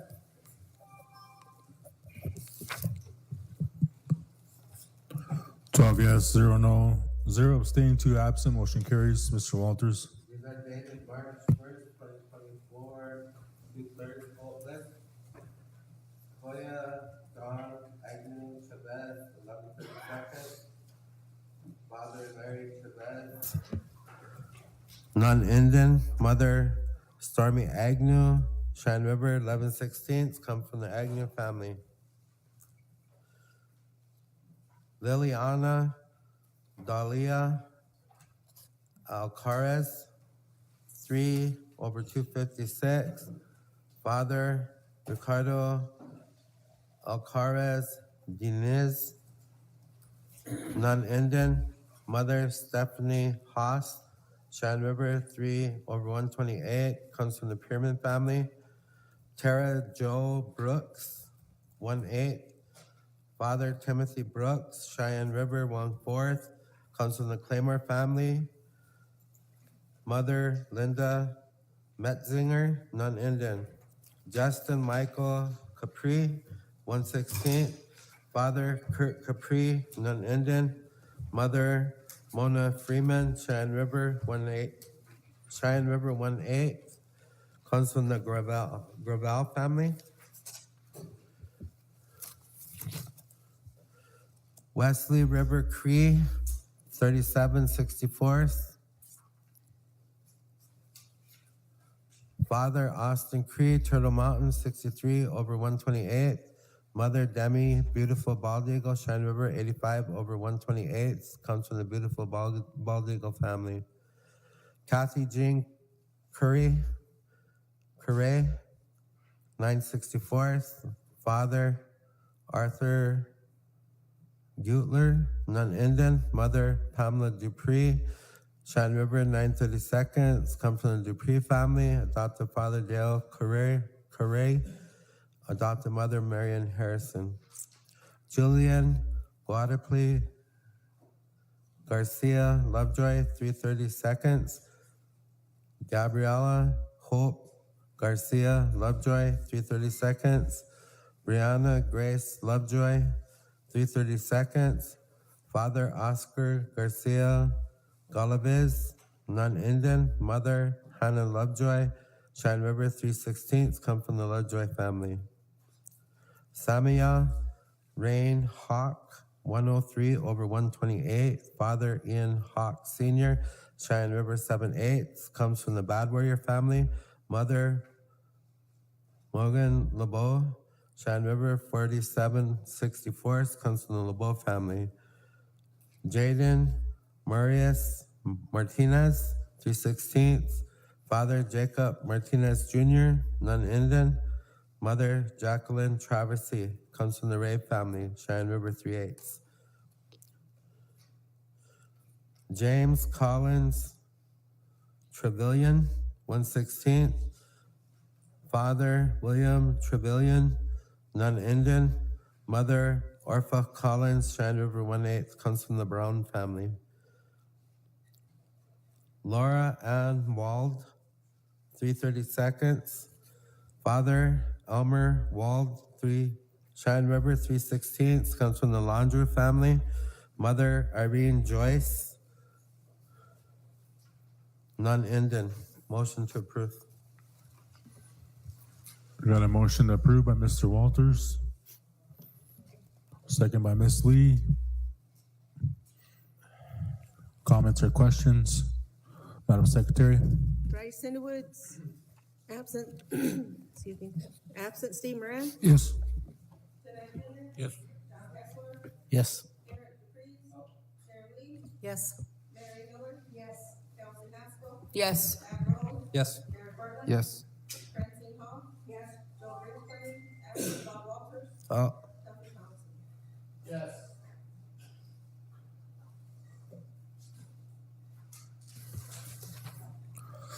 12 yes, 0 no, 0 abstain, 2 absent. Motion carries. Mr. Walters? thank you, Mr. Chairman. I have a enrollment dated March 1st, 2024, and it's 2/3 vote of tribal council through the grandparent.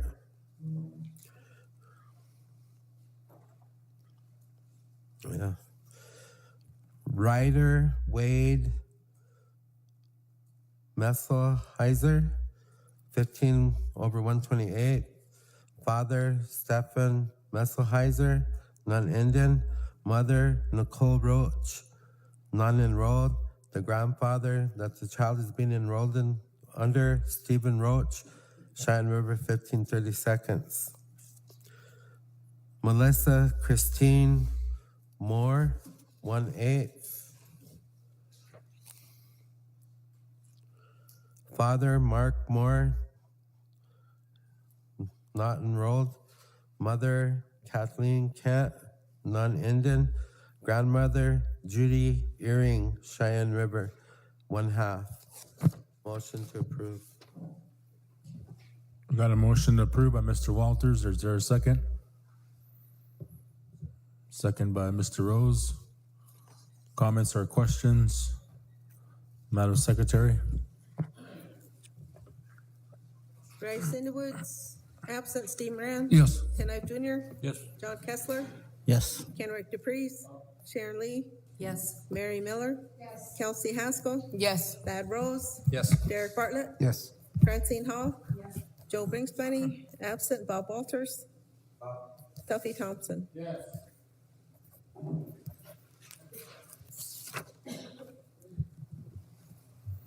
12 yes, 0 no, 0 abstain, 2 absent. Motion carries. Mr. Walters?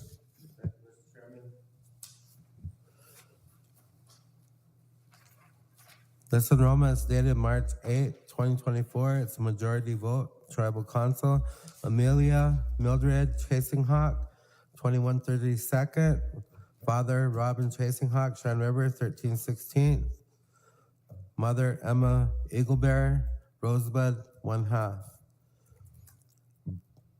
Booker K. Deal, 17/128. Father, Cash Deal, Cheyenne River, 1764th. Mother, Shayna Miller, non-Indian. Lydia Ava Dupreez, 1332nd. Mother, Catherine Dupree, Cheyenne River, 1316th. Chaton Hump LaPointe, 1732nd.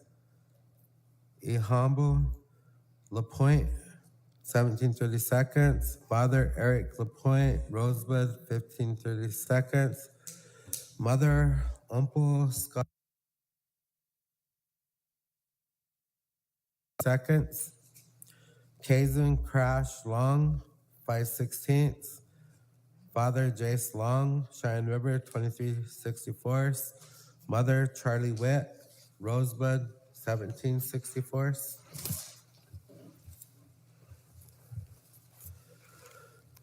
Damari Keith Marshall, 81/128. Father, Dwayne Marshall, Cheyenne River, 3164th. Mother, Fatimia Moran, Cheyenne River, 2532nd. Alaric Alexander Meter, 3964th. Father, Alan Meter, Cheyenne River, 916th. Mother, Wichakby Brown, Rosebud, 2132nd. Andre Jonathan Moran, 85/128. Father, Ian Moran, Cheyenne River, 5764th. Mother, Maria Red Bear, Cheyenne River, 716th.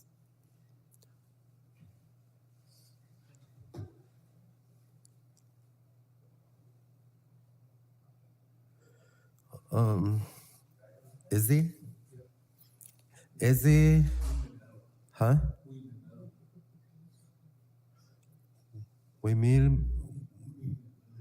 Mimila Otekika Tun, Red Bear, 61/128. Mother, Charlie Red Bear, Cheyenne River, 6164th. Hehaka Hopachawi Cecilia Red Tomahawk, 3/8. Father, Jeffrey Red Tomahawk, Cheyenne River, 1/2. Mother, Lachelle Eagle Chasing, Cheyenne River, 1/4. Kimimila Tiversia Tisvera Shillingstead, 3164th. Skawi Wichakby Shillingstead, 3164th. Father, David Shillingstead Jr., Cheyenne River, 1/4. Mother, Adrian Circlebear, Cheyenne River, 2332nd. Knowledge, Conrad Smalls, 1/4. Father, William Andrew Sr., non-enrollee. Mother, Ia Howie Smalls, Cheyenne River, 1/2. Draco Drew Scott Swanson, 1332nd. Father, Colton Swanson, non-Indian. Mother, Drana Big Eagle, Cheyenne River, 1316th. Adrian Faith View, 371/5 512, Father Liam View, Cheyenne River, 121 over 128. Mother Annalita Yellowbird, 3 affiliated, 129 over 256. Addison Nicole Bruman, 2164. Father Thomas Bruman, Cheyenne River, 930 seconds. Mother Erica Hyber, Cheyenne River, 3/8. Lucy Louise Young, 13/16. Father Todd Young Jr., Rosebud, 13/16. Mother Sydney Dupree, Cheyenne River, 13/16. Motion to approve, Chairman. We have a motion to approve by Mr. Walters, second by Mr. Rose. Comments or questions? Madam Secretary, please call for the vote. Bryce Woods, absent. Steve Moran. Yes. Yes. Yes. Sharon Lee. Yes. Mary Miller. Yes. Kelsey Haskell. Yes. Thad Rose. Yes. Derek Bartlett. Yes. Francine Hall. Yes. Joe Brinksplenny, absent. Bob Walters. Tuffy Thompson. Yes.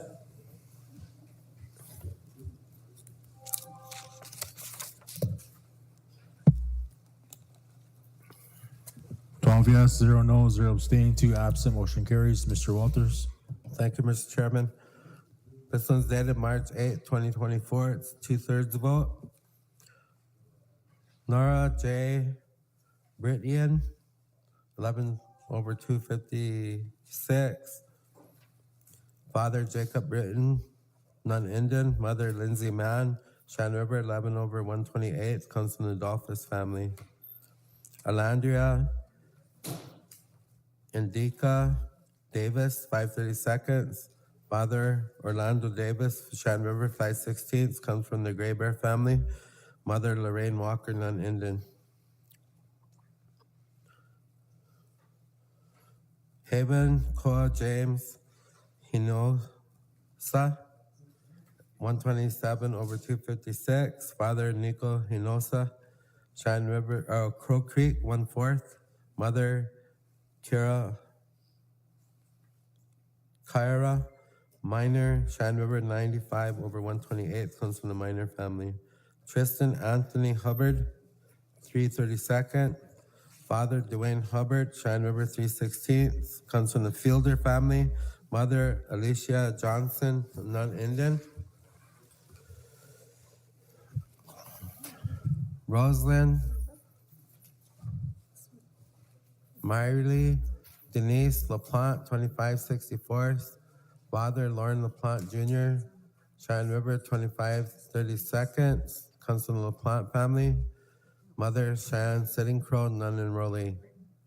Abiel Ruby Montalvo, 1/8. Father Oscar Montalvo, non-Indian. Mother Chanda Ironhawk, Cheyenne River, 1/4, comes from the Ironhawk family.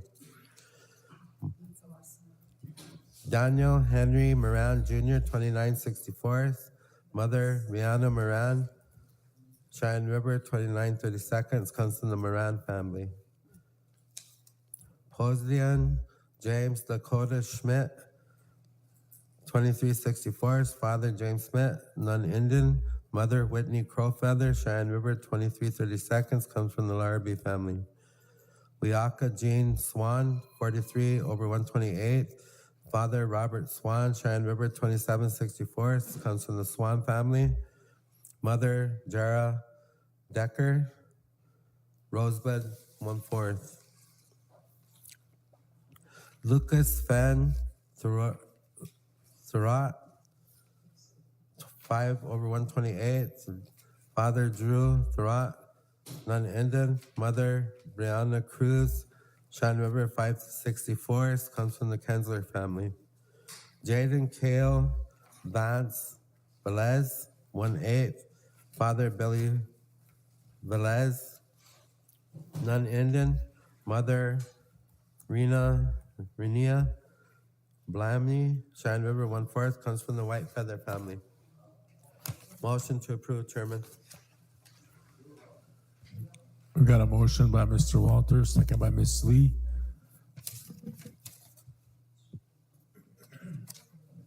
comments or questions? Madam Secretary, please call for the vote. Bryce Woods, absent. Steve Moran. Yes. Knight Jr. Yes. John Kessler. Yes. Kenrick DePreez. Sharon Lee. Yes. Mary Miller.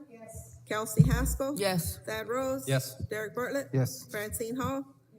Joe Brinksplenny, absent. Bob Walters. Tuffy Thompson. Yes.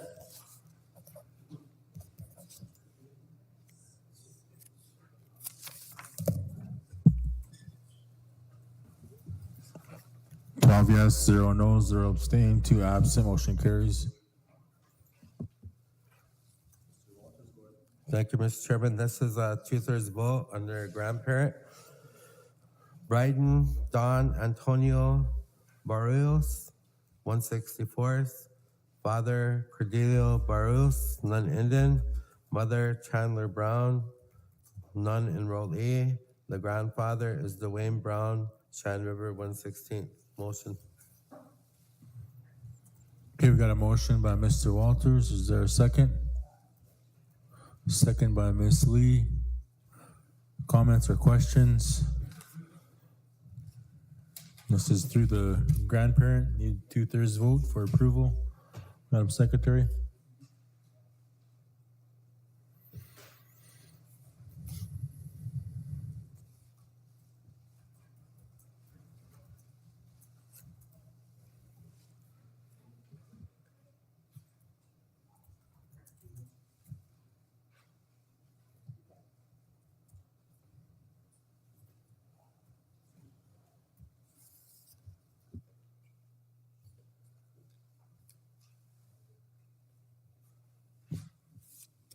Bryce Woods, absent. Steve Moran. Yes. Knight Jr. Yes. John Kessler. Yes. Kenrick DePreez. Sharon Lee. Yes. Mary Miller. Kelsey Haskell. Yes. Thad Rose. Yes. Derek Bartlett. Yes. Francine Hall. Joe Brinksplenny, absent. Bob Walters. Tuffy Thompson. Yes.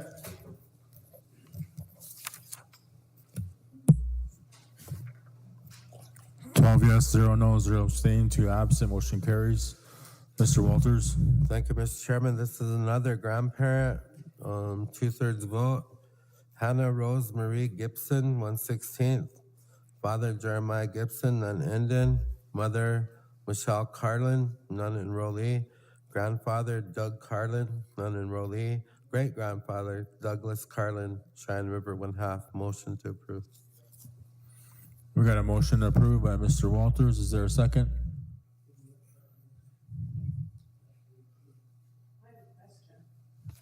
Okay, I got a second by Mr. Thompson and then question by Mrs. Hall. Go ahead. Okay, this one is through the great-grandparent. Is there a letter or something? Or any justification why? Because there was absolutely nobody enrolled, and then the great-grandfather. They're enrolling this person through. I really have a question about this one.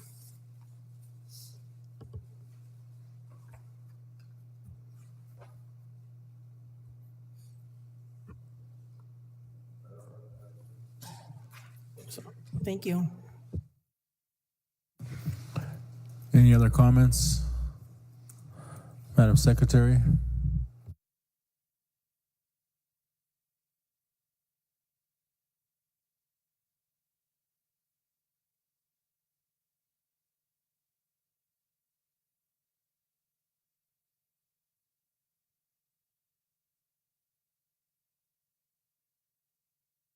Bryce Woods, absent. Steve Moran. Yes. Ted Knight Jr. Yes. John Kessler. Yes. Kenrick DePreez. Sharon Lee. Yes. Mary Miller. Kelsey Haskell. Yes. Thad Rose. Yes. Derek Bartlett. Yes. Francine Hall. Abstain.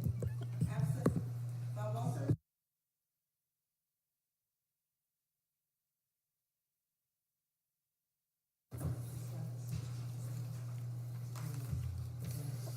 11 yes, 0 no, 1 abstain, 2 absent, motion carries. Mr. Walters? This is a relinquishment, it looks like. I'll start with the third whereas Deborah Ann Lawrence has requested a relinquishment from the Cheyenne River Sioux tribe, and she desires to enroll into the 3 affiliated tribes, and that her request for cancellation of membership is made freely with the full understanding that henceforth she shall cease to hold membership in the Cheyenne River Sioux tribe, and whereas the enrollment committee has reviewed Deborah Ann Lawrence's request and recommends approval, and that her membership shall be canceled on the date of her acceptance into the 3 affiliated tribes.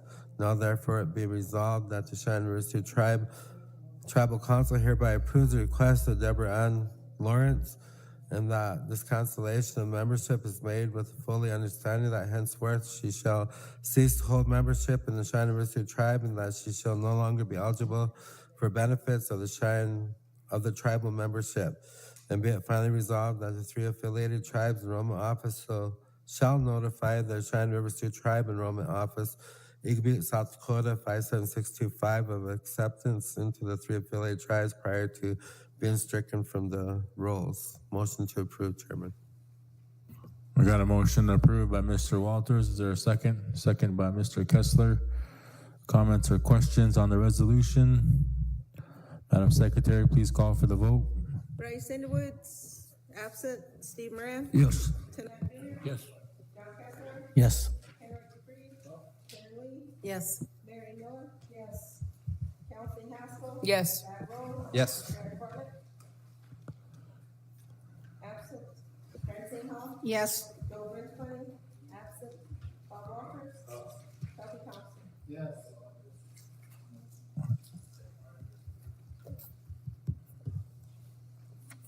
Eleven yes, 0 no, 0 abstain, 3 absent. Motion carries. Mr. Walters.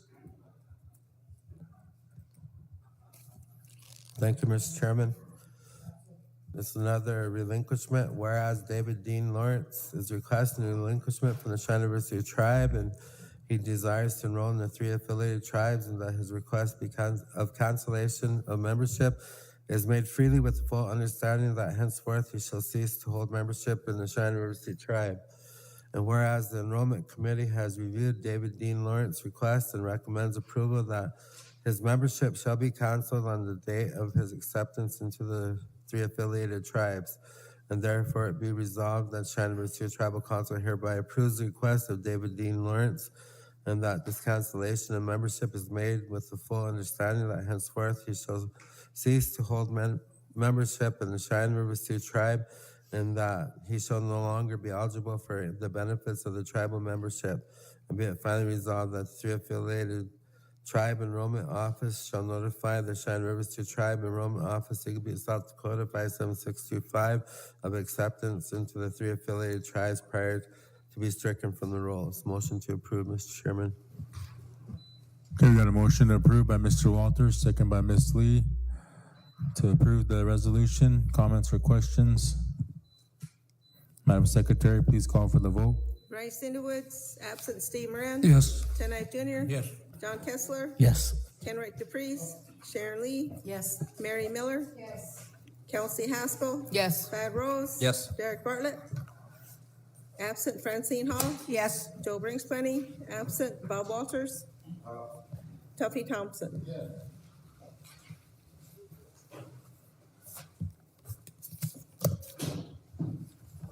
11 yes, 0 no, 0 abstain, 3 absent. Motion carries. Mr. Walters.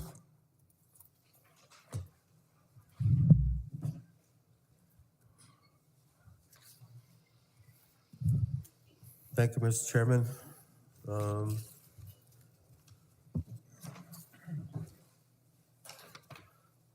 This one's dated March 15th, 2024. It's a majority vote.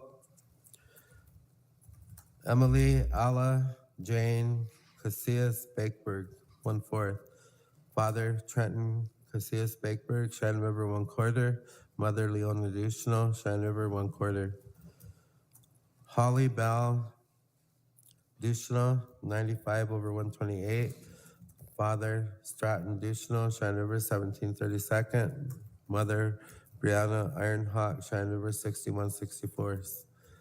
Jalen Dwayne Eaglestaff, 23 over 64th. Father Lance Eaglestaff, Cheyenne River, 23 32nds. Mother Kate Sheffield, Nunenden. Jagger Drew Hunt, 33 over 256. Father Jason Hunt, Cheyenne River, 31 over 128. Mother Harley Holm, Cheyenne River, 164. Zenobia Catherine Sand, 1/2. Mother Cassandra Sand, Cheyenne River, 4/4. Isaiah Zane Stottle, 73 over 128. Harper Allen Stottle, 73 over 128. Kenny Lee Pearl Stottle, 73 over 128. Father Jordan Stottle, Cheyenne River, 7/16. Mother Mary Brewer, Cheyenne River, 45/64. Manuel James Swan IV, 15 32nds. Father Manuel Swan III, Cheyenne River, 45/64. Mother Shwanda White Eagle, Cheyenne River, 15/64. Jacob Lewis Swimmer, 4/4. Father Timothy Swimmer Jr., Cheyenne River, 4/4. Mother Arlene Combs, Standing Rock, 4/4.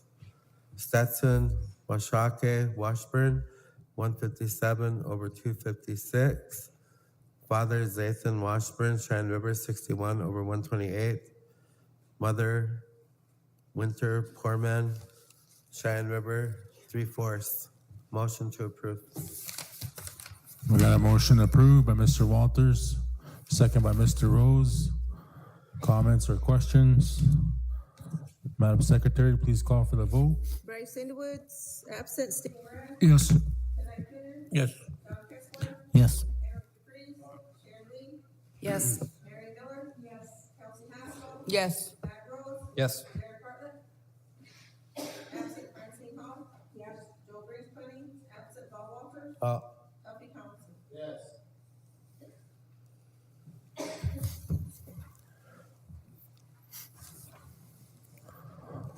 11 yes, 0 no, 0 abstain, 3 absent, motion carries. Mr. Walters?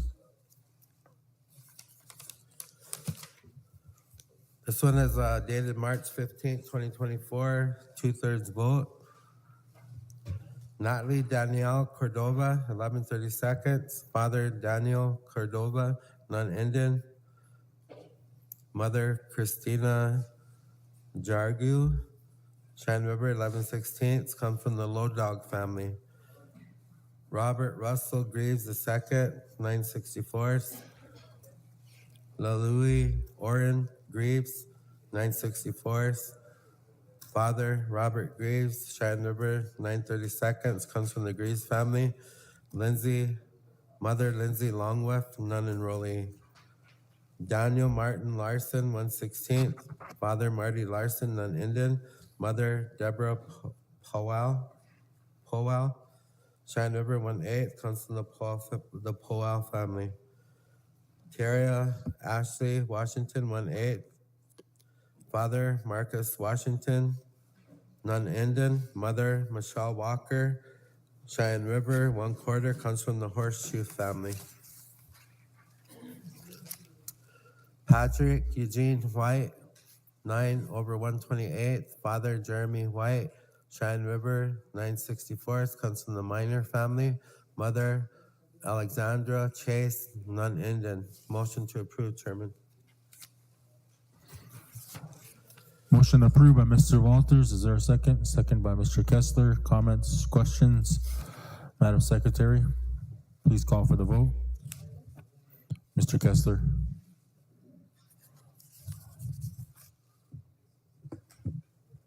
Bryce Woods, absent. Steve Moran. Yes. Tonight Junior. Yes. John Kessler. Yes. Kenrick DePreez. Sharon Lee. Yes. Mary Miller. Yes. Kelsey Haskell. Yes. Thad Rose. Yes. Derek Bartlett. Absent Francine Hall. Yes. Joe Bringsponey. Absent Bob Walters. Duffy Thompson. Yes.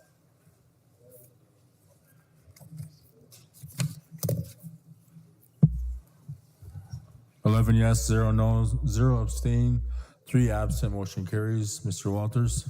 Thank you, Mr. Chairman.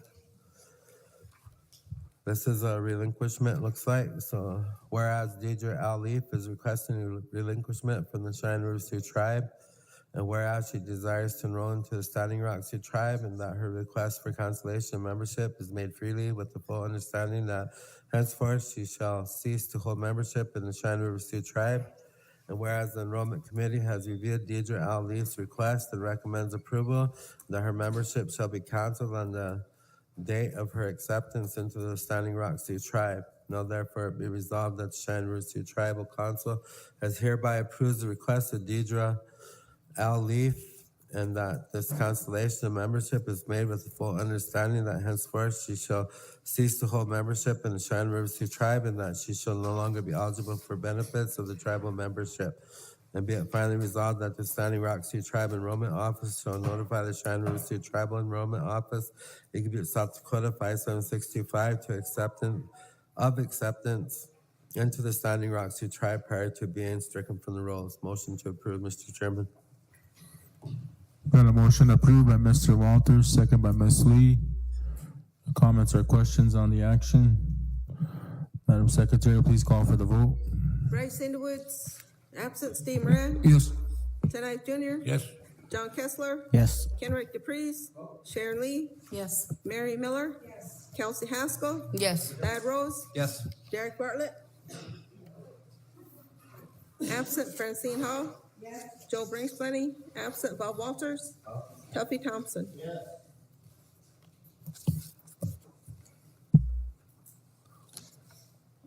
11 yes, 0 no, 0 abstain, 3 absent, motion carries. Mr. Walters. Thank you, Mr. Chairman. This is dated March 22nd, 2024. Majority vote. Malin, Deshay, Big Eagle, 1330 seconds. Mother, Jeanna, Big Eagle, Cheyenne River, 1316. Lanny Storm, Albertson, Berkland, 55 over 256. Father Marshall Herman, Pine Ridge, 35 over 128. Mother Shaylin, Berkland, Cheyenne River, 530 seconds. Arnell Jean Bluecoat, 93 over 128. Father Neil Bluecoat, Cheyenne River, 1116.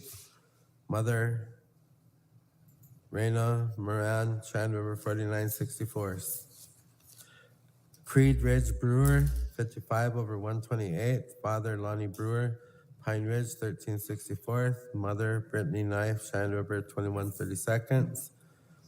Jediah Ray Cano, 316. Father Jose Cano, Nunenden. Mother Bailey Fast Horse, Cheyenne River, 38.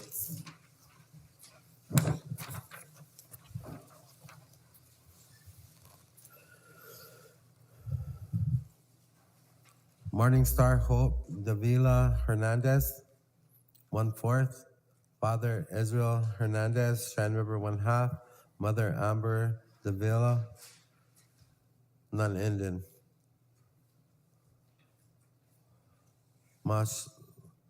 Moscato, Makua Hale, 3/4. Father Joseph Hale, Cheyenne River, 1/2. Mother Lindsay Flyby, Cheyenne River, 4/4. Braille Ann Holy, 1130 seconds. Mother Tyree Holy, Cheyenne River, 1116. Lexi Monroe Kennedy, 41 over 128. Father Caleb Kennedy, Cheyenne River, 2764. Mother Chastity Dupree, Cheyenne River, 730 seconds. Clara Eloise Jean Moran, 5/16. Mother Brittany Moran, Cheyenne River, 5/8. Nixon Ali Parker, 1164. Father Jace Parker, Cheyenne River, 330 seconds. Mother Jessica Bigler, Cheyenne River, 1/4. Demi Grace Smith, 930 seconds. Father Hunter Smith, Cheyenne River, 5/16. Mother Tiffany Bigler, Cheyenne River, 1/4. Motion to approve, Chairman. Okay, motion approved by Mr. Walters, second by Ms. Lee. Comments or questions on the motion?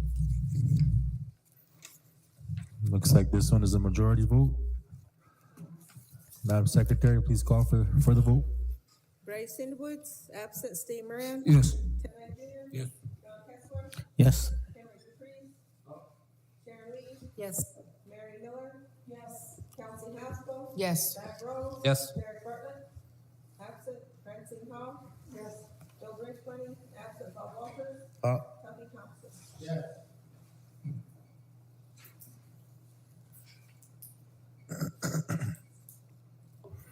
Eleven yes, 0 no, 0 abstain, 3 absent, motion carries. Mr. Walters? Thank you, Mr. Chairman. We got another one, March 22nd, 2024. It's 2/3 vote. Wichachbe, Ampowi, Sheila Brown, 1164th. Father Shannon Brown, Cheyenne River, 1132nd. Comes from the Brown family. Mother Clarine Roan Eagle, none enrollee.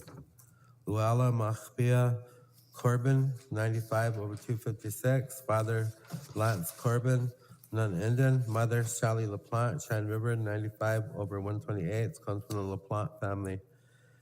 Eli Ihani Heaney Elizabeth Crosswhite, or Rosella Crosswhite, 95 over 256. Lila Tatewi Margaret K. Crosswhite, Sequoia David James Crosswhite, all 9 over 256. Father Sequoia Crosswhite, 9 over 128, comes from the Travesty family. Mother Nicole Young, none enrollee. Radea Sankala Skami Ironhawk, Father Matthew Ironhawk, Cheyenne River 6164, comes from the Ironhawk family. Wanu Martel Chippewa, 1/2 is a mother. Alice Agnes Ogle, 1/4. Father Roy Ogle, Cheyenne River, 1/2. Comes from the LeCain family. Mother Vernon Neff, none Indian. Gwendolyn Faye Quarles, 27 over 128. Rosalind May Quarles, 27 over 128. Father Patrick Carlos, none Indian. Mother Aaron LeVille. Cheyenne River, 27 over 64, comes from the Veal family. Adrius Jace Waters, 1564. Mother Wyoma Waters, Cheyenne River, 1532, comes from the Cook family. Motion to approve, Chairman. We got a motion approved by Mr. Walters. Is there a second? Second by Ms. Lee. Comments or questions? Madam Secretary, please call for the vote. Bryson Woods, absent Steve Moran. Yes. Tim Wright Jr. Yes. John Kessler. Yes. Henry Dupree. Sharon Lee. Yes. Mary Miller. Yes.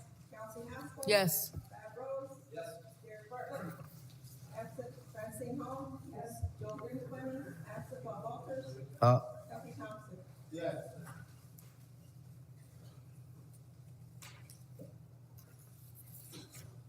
11 yes, 0 no, 0 abstain, 3 absent, motion carries. Mr. Walters? Mr. Chairman, that's all I have at this time, but I've been getting text messages as we're going through it. They're not seeing their kids on there, so I told them to contact the enrollment office to find out where they're at with it or whatever, and so there might be some straggling in. That's all I have, thank you. Okay. Council, we'll continue with the minutes. There's tax committee, there's water, there's Wolacota. You have there's health committee. You want to do health?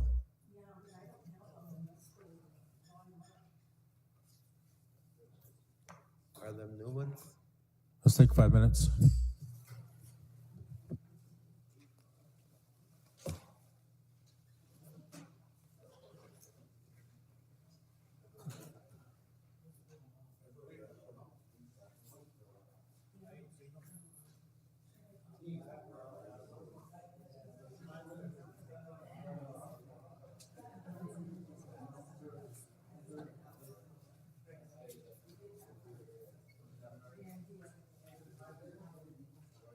get them to sign all of their own papers if you want it.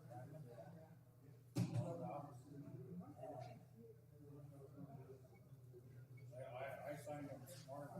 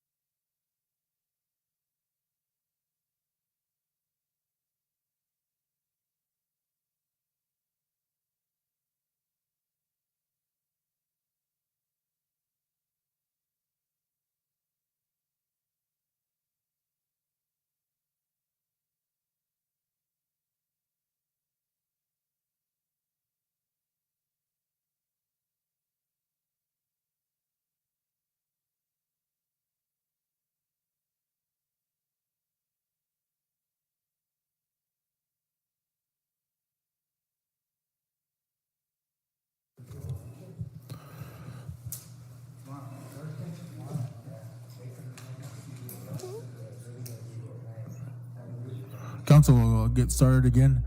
Looks like we have budget minutes and education minutes, and then Mrs. Vivian wanted the floor. Looks like I have a note here from her, and then we'll try to finish up about 4 for the day, and then come back in the morning. I know some of you have to go to a board, Takini school board meeting this evening, so we'll get started again, either education or budget. Okay, go ahead. Thank you, Mr. Chairman. There was a budget and finance meeting on Wednesday, February 28th.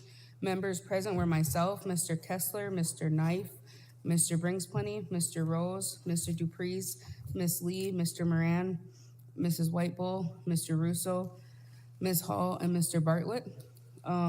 Meeting was called to order at 1:05. Others in attendance were our treasurer, Mr. Keckler, and Alice LeClaire, our comptroller.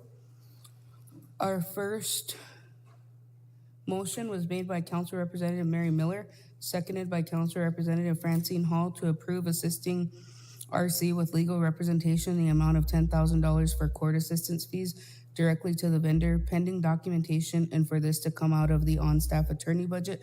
That'll be my motion. Thank you. We got a motion by Ms. Haskell. Is there a second? Second by Ms. Hall. Comments or questions? Madam Secretary, please call for the vote.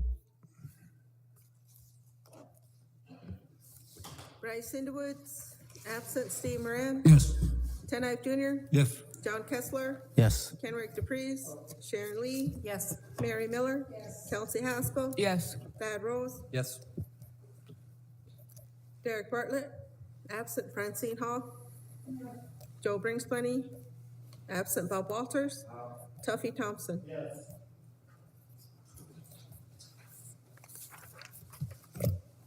$11 yes, 0 no, 0 abstain, 3 absent. Motion carries. Mrs. Haskell.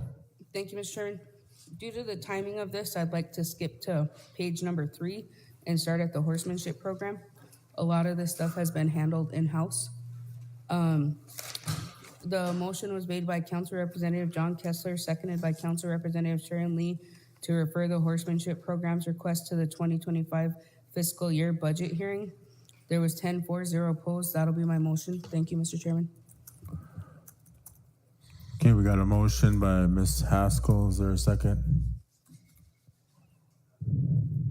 Second by Mr. Kessler. Mr. Chairman, it is a referral. Okay, thank you. So referral, so all in favor, raise your hand. 10 yes, 1 not voting, motion carries. Ms. Haskell. Thank you, Mr. Chairman. The next one is also a referral. Motion was made by Council Representative Joseph Bringsplenty, seconded by Council Representative Ted Knife Jr. to refer the chairman's request to the 2025 fiscal year budget hearing, and that was for the positions in your office. There was 10 for, 0 opposed. That'll be my motion. Thank you, Mr. Chairman. I'm not gonna accept that. Okay, we got a motion to refer by Ms. Haskell. Is there a second? Second by, yes, Mr. Kessler on the new positions.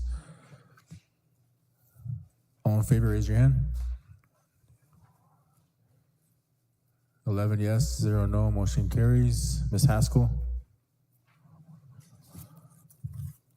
Mr. Chairman, I know this seems like a big packet, but that was all the action items I needed. The last motion was made by Council Representative Mary Miller, seconded by Sharon Lee, to adjourn the Budget and Finance meeting at 2:15. Thank you. Thank you for the report. We'll go on to education. Oh, I'm sorry, go ahead, Madam Secretary. Thank you. Council, I had sent an email out to the treasurer, the comptroller, budget chair on the budget for the election. And I was informed that it was going to be presented at the budget committee, and I went through it and there was nothing presented. Madam Secretary, I didn't receive It was an email. oversight by Alice, but she said she'll get on the next meeting. So Madam Secretary, I didn't receive an email at all regarding I'm sorry, I didn't receive it, or else I would have brought it up myself. Okay. I asked her about it the other day, and she said, I forgot to get it in there, but I'll have it in on the next one for the election, so. Okay, and I did schedule the budget meeting already unless you need me to have an emergency meeting, I can do that as well. The only reason is that we wanted to order some new election ballots boxes, and those take a while to get made. So that's why I was put that budget in. So thank you. She can order them off another line item, and then we'll just reimburse it back, so. If you just get them to us, and we'll just take it out of miscellaneous or other in-kind, and then we'll just subtract it out of your budget when we get it done. Okay? Sounds good. Thank you. Okay, we'll go on to education. Mrs. Weibel. Thank you, Mr. Chairman. We had an education meeting on Wednesday, February 14th, 2024. Present is myself, Council Representative Kenrick Dupreez, Council Representative John Kessler, Council Representative Francine Hall, Council Representative Ronald Russo. Tribal Council action on page 1, January 2024 Head Start budget. There was a motion by Council Representative Ron Russo, second by Francine Hall, to approve the January 2024 Head Start budget. Motion carried with a vote of 3 yes, 0 no, 0 not voting, 1 absent. That'll be my motion, Mr. Chairman. We got a motion by Ms. Weibel. Is there a second? Second by Mrs. Hall. Comments or questions? Madam Secretary, please call for the vote.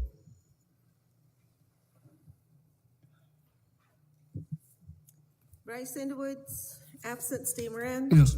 Ken Knife Jr. Yes. John Kessler. Yes. Kenrick Dupreez. Sharon Lee. Yes. Mary Miller. Yes. Kelsey Haskell. Yes. Thad Rose. Yes. Derek Bartlett. Absent. Francine Hall. Yes. Joe Brings Plenty. Absent. Bob Walters. Tuffy Thompson. Yes.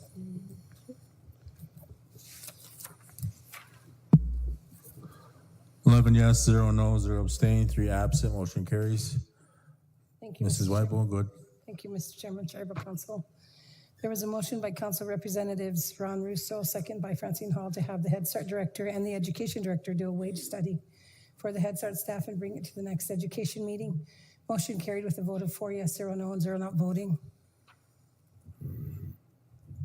Motion, sorry. Okay, we got a motion by Mrs. Weibel. Is there a second? Second by Mrs. Hall. Comments or questions? Madam Secretary, whenever you're ready.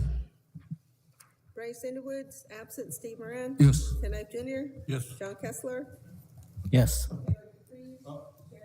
Yes. Yes. Yes. Yes.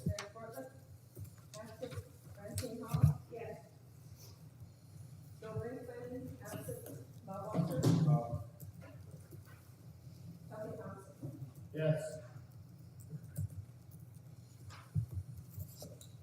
11 yes, 0 no, 0 abstain, 3 absent. Motion carries. Council Administration Executives, if you go to page 205, there was a motion by Council Representatives Francine Hall, second by Ron Russo, that whenever the Head Start staff get their quality improvement and COLA increases, that it be processed immediately by the Finance Department. Motion carried with a vote of 4 yes, 0 no, and 0 not voting. Information, it was reported to the committee that there are problems getting this paid on a timely basis every year. That'll be my motion. We got a motion by Mrs. Weibel. Second by Mrs. Hall. Yes, go ahead. Mr. Chairman, this this came up because it's written into their budget, to get their COLA increases. And it was reported to us that all the paperwork gets sent up there and then it languishes for months. And we thought that was really unacceptable. That's why the reason for that it should be processed. It's already been approved, by Washington and so forth. So thank you. May I respond? Yes. There were issues with the new administration. We were going over the process for for cost of living between the AO and finance and things like that, because Head Start runs on a January to December fiscal year versus a October to September. So there was a hang up there. I don't know if it was 3 months like they said, but it was a while because for it to get to my office, it has to come out of the administration up at the other one that they agree and approve. So it's not all the finance issue, but I'll take the heat for it, and I'm okay with the motion. Any other comments? I'll take some heat too. Madam Secretary, please call for the vote. Bryce Underwoods, absent Steve Moran, Yes. Ken Knife Jr., Yes. John Kessler. Yes. Kenrick DePreez, Sharon Lee, Yes. Mary Miller, Kelsey Haskell. Yes. Thad Rose. Yes. Derek Bartlett, absent Francine Hall. Joe Brinksplenny, absent Bob Walters. Tuffy Thompson.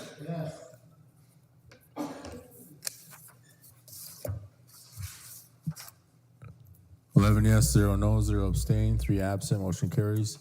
Mrs. Whitewell? There was a motion by Council Representative John Kessler, second by Ron Russo, to approve by resolution to support a reservation-wide recognition the first week in May to be known as the week of young child from the state forward. Motion carried with a vote of 4 yes, 0 no, 0 opposed. Every year, Head Start program always has the week of young child activities where they celebrate our Head Start children. And council and executives, if you look back behind that budget, there's a resolution. I'd like to read the resolution into the record. Whereas, the fourth whereas, the tribe receives grant funding from the U.S. Department of Health and Human Services Administration for Children and Families Head Start program. Whereas the tribe receives grant funding from the U.S. Department of Health and Human Services Administration for Children and Families Head Start program to operate 7 Head Start centers on the Cheyenne River Reservation. And whereas the Week of the Young Child, WOYC, is an annual celebration that was first established in 1997 to highlight the importance of early education and take policy initiatives to advance child care and early childhood education. The history of early childhood education, ECE itself, goes back to the 1700s. 1965 Project Head Start was launched, which aims to meet the emotional, social, health, nutritional, and psychological needs of children of low-income families. And whereas the Cheyenne River Head Start program recognizes the Week of the Young Child, the first week of May, all of the 7 centers come together: Cherry Creek Center, Dupree Center, Eagle Butte Center, Red Scaffold Center, Swiftbird Center, Timberlake Center, Whitehorse Center, to celebrate appreciation of Cheyenne River's future leaders, parents, and staff. And whereas the Cheyenne River Head Start recognizes the need for all tribal programs and businesses located on Cheyenne River to be involved with supporting Cheyenne River Head Start and Week of the Young Child. And therefore be it resolved that the Cheyenne River Sioux Tribal Council hereby approves and agrees to reservation-wide recognition the first week in May to be founded as the Week of the Young Child from this day forth. And then the disclaimer, motion to approve, Mr. Chairman. We have a motion to approve. Is there a second? Motion's by Mrs. Whiteville, second by Mrs. Lee. Comments or questions, council members? Madam Secretary, please call for the vote. What happened with the CDL?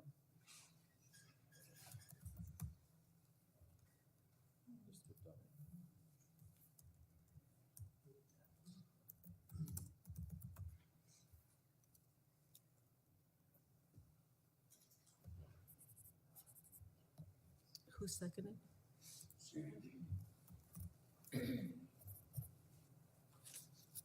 Bryce Underwoods, absent Steve Moran. Yes. Ken Knife Jr., Yes. John Kessler, Yes. Kenrick DePreez, Sharon Lee, Yes. Mary Miller, Kelsey Haskell, Yes. Thad Rose, Yes. Derek Bartlett, absent Francine Hall, Joe Brinksplenny, absent Bob Walters, Tuffy Thompson.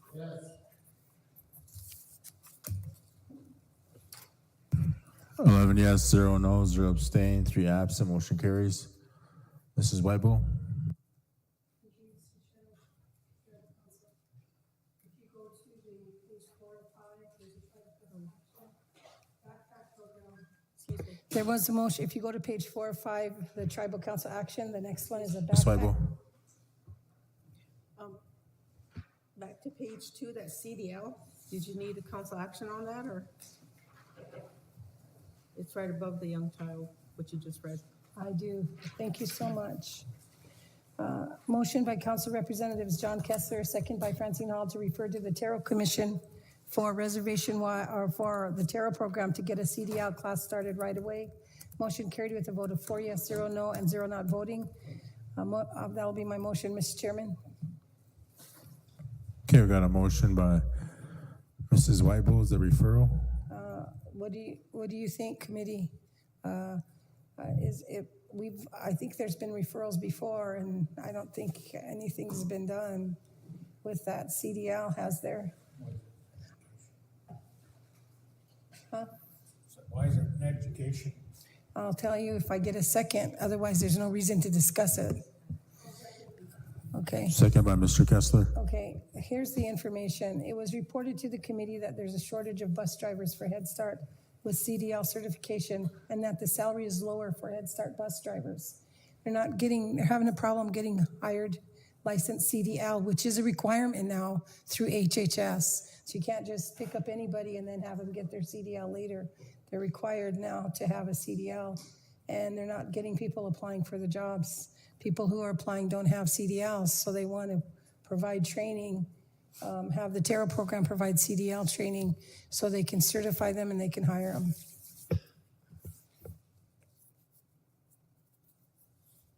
Any other comments? We got a motion and a second. Mr. Kessler. Thank you, Chairman. Good afternoon, executives, general public, and tribal council. Yeah, it's a good motion, and it might be a referral, but I think the chair of Terrell is here, and we'll address it at the next meeting for sure. Representative Whitewell. I'll make the then if committee wants me to do that, I'll make the referral then to refer it to the Terrell Commission to create a CDL program, get classes started right away. Ms. Lee, go ahead. Thank you, Chairman LeBeau. We were scheduled to meet yesterday afternoon, but because the tribe wasn't working and everyone was digging out and all this, then we didn't have the meeting, but I'll set one up as soon as we can, and we'll put a deadline on it. Thank you. Mr. Chairman, you're right. Thank you for catching me on that, because Terrell Commission is under their own ordinance, and so it's appropriate to refer them. Thank you. Okay, it's a referral. All in favor, raise your hand.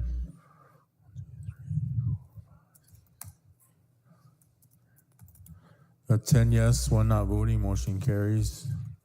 Mrs. Weibel? Thank you. Tribal Council, if you go to page 4 of 5, there's a Tribal Council action. The back program. There was a motion by Council Representatives Francine Hall, second by Kenrick Dupreez for the Title I program. Did we do this already? We didn't, did we? To continue with the backpack program for K through 2 and 7 through 12 for the CEB school. Motion carried with a vote of 3 yes, 0 no, and 0 not voting. I'll wait till I get a second motion to approve, then I'll discuss. There's food is being sent home with all students during the weekend, so they have something to eat. The Education Committee members reported in committee that we would like to see the 20-1 public school contribute financially to this program that assists the students with food to eat when they go home, because the Title I program director, the Title I program director reported that Mr. Watt will handle it and there are funds available. She reported that to the committee. So that'll be my motion. Okay, we got a motion by Mrs. Weibel, second by Mrs. Haskell. Comments or questions? Madam Secretary, please call for the vote. I have a question. This backpack program, is that just for EB Butte, or can like the other schools do it? They're Title I funds for CEB school, so it's just CEB school. Okay, thank you. Bryce Underwood's absent. Steve Moran? Yes. Yes. Yes. Yes. Yes. Yes. Yes.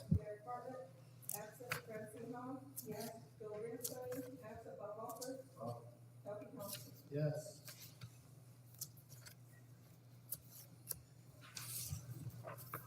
11 yes, 0 no, 0 abstain, 3 absent. Motion carries. Mrs. Weibel.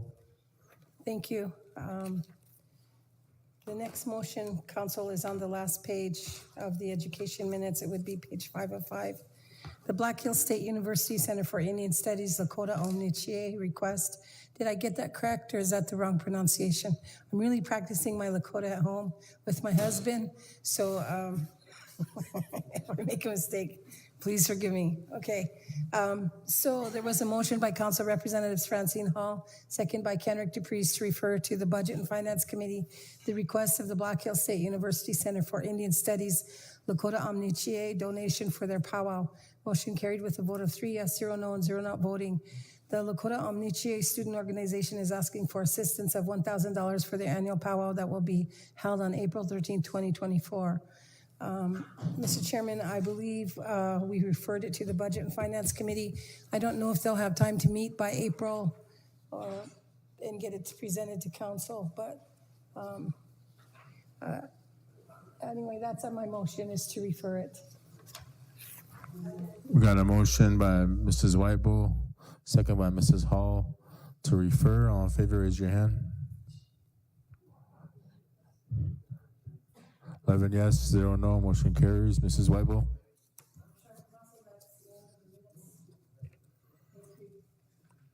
Thank you. Education Committee. Madam Secretary.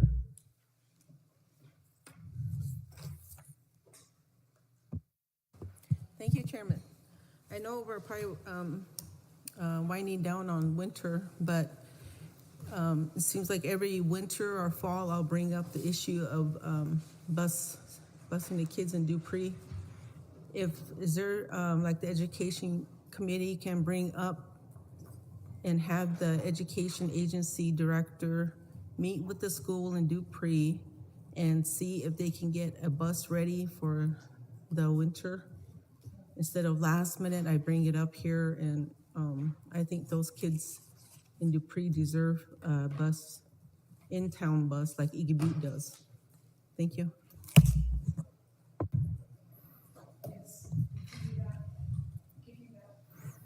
We could do that. Thank you. Council, I have a travel request from Mr. Councilman Brings Plenty. It's a letter from Mark James. He's out of Duck Creek Village, Utah. And Mr. Brings Plenty, there's a letter here and there's pictures. He's working on a memorial for Wounded Knee. So that's he needs action to approve his travel for Mr. Councilman Brings Plenty. Motion to approve. We got a motion by Mr. Kessler, second by Ms. Lee, and I believe that's why he's not here in council because of this travel. Madam Secretary, please call for the vote. Motion by Mr. Kessler, second by Ms. Lee.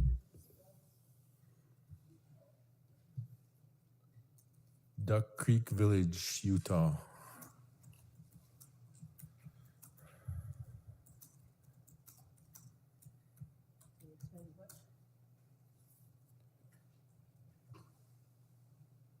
That's where he's going, and then he's gonna working on a memorial for Wounded Knee. This guy makes Mark James makes sculptures.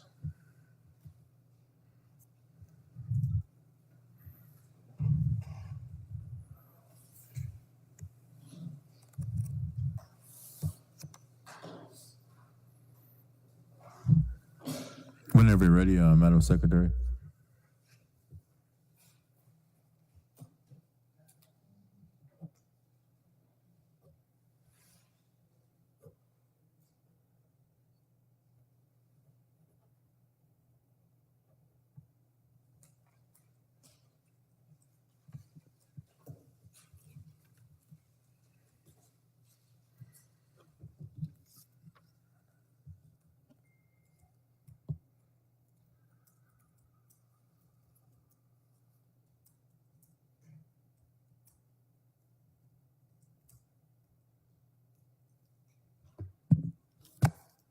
Bryce Sindowitz, absent Steve Moran. Yes. Ken Knight Jr. Yes. John Kessler. Yes. Kenrick Dupreez. Sharon Lee. Yes. Mary Miller. Yes. Kelsey Haskell. Yes. Thad Rose. Yes. Derek Bartlett. Absent Francine Hall. Yes. Joe Brinkmoney. Absent Bob Walters. Duffy Thompson. Yes.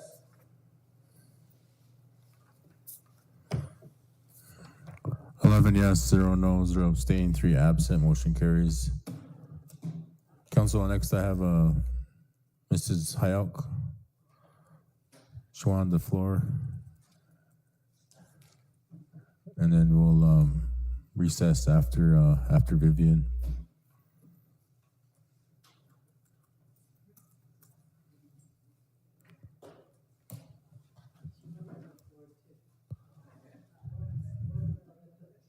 Bring her with you.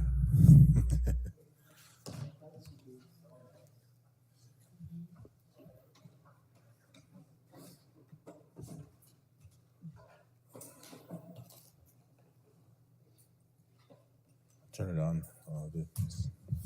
Well, state your name for the record, Vivian. Okay. Good afternoon. My name is Vivian Hayok, and I'm an elder from the community of Greengrass. So good afternoon, Tribal Council, executives, chairman, and listening public. There's several issues I'm bringing to the floor today. The first one is the last few weeks I've been trying to get a 911 address. I've had my land, which is on top of the Greengrass Hill, and I exchanged that land. It was exchanged from Hayok land, so that land is my own land there on top of the Greengrass Hill. I treat it for tribal land. So that's been since 2008, and had problems, with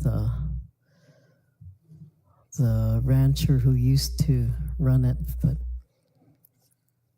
it all kind of mellowed out now. But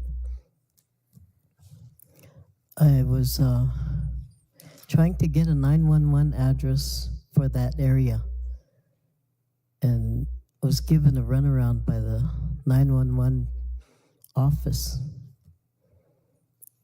They told me to go and get a map, so that's what I did. I went and I got me a map. I took it up there, and the director said he couldn't use that because it didn't have the GPS number on there. So he told me to go back and get a land description map from either the water company or the IHS, what's his name now? Cauliflower. So that's what I did.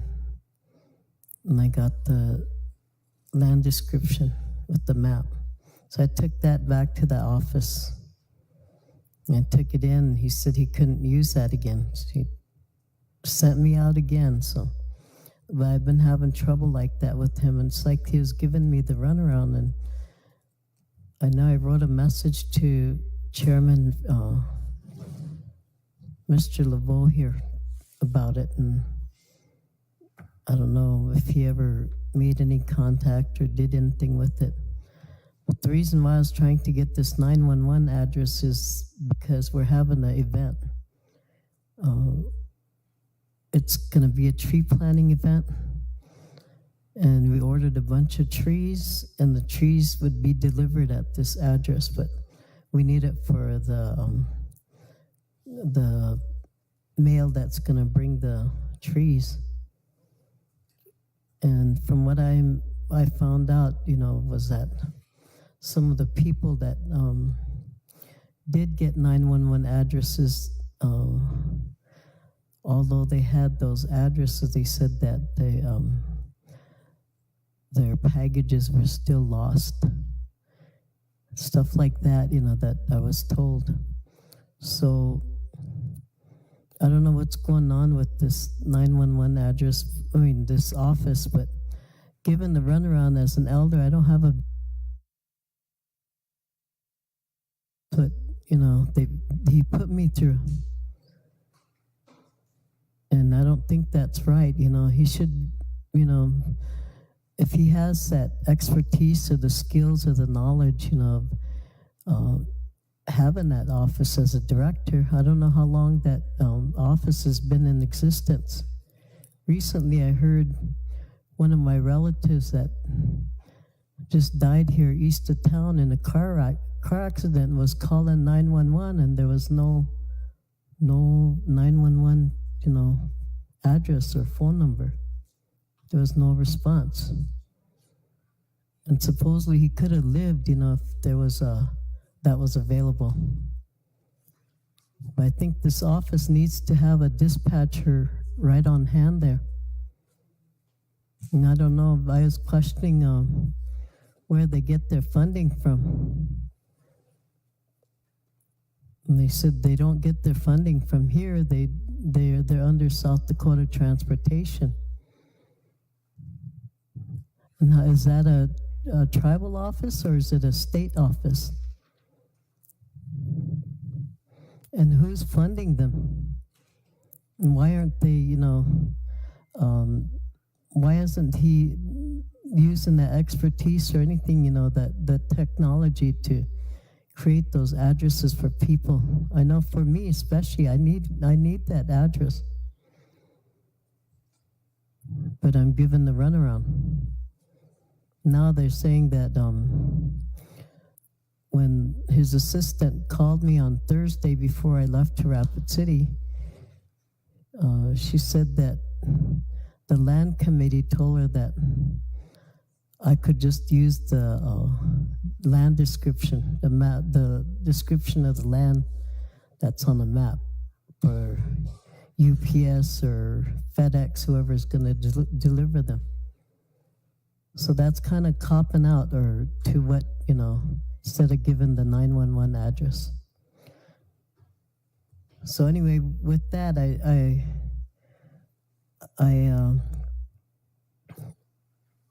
been talking off and on to the director every time I went back in there with that runaround, and I asked him who his supervisor was so I could work through the supervisor. And he said there was just two people that he knew of that were the board. He said there was a board and there was two people, and the two people he named was Rhea Lecomte and Jay Cook. So I got through to Jay Cook's telephone number and I left him a message. Then I made phone calls and I found out that there was more on the 911 board, more people on it. And there was one, I think, position that was open for District 6. Each one of those board members I called, there's no answer, just the answering machine. So who do you complain to, when they're all busy at their jobs? I think I want to suggest that from now on you make amendments to those boards, change the qualifications so that those that are employed won't be on a board because they're too busy, with their jobs. They put their phones on, to their answering machines. So you're supposed to be representing the people and you're not answering your phone calls. How are you supposed to, if you have an emergency or a crisis going on, who are you supposed to talk to or call? So I want to ask, this council, if you could make those changes for those qualifications. And then this guy, he has no boss. He said, I'm my own boss when I asked for a supervisor. So how long's he been his own boss? There's nobody overseeing what's going on there. So you guys need to look into that. Check it out, because I don't think, that office is really feasible for the tribe if they're not, going to give out 911 addresses or be available when there's a crisis, or if somebody had an accident and you call 911, there's nobody answering.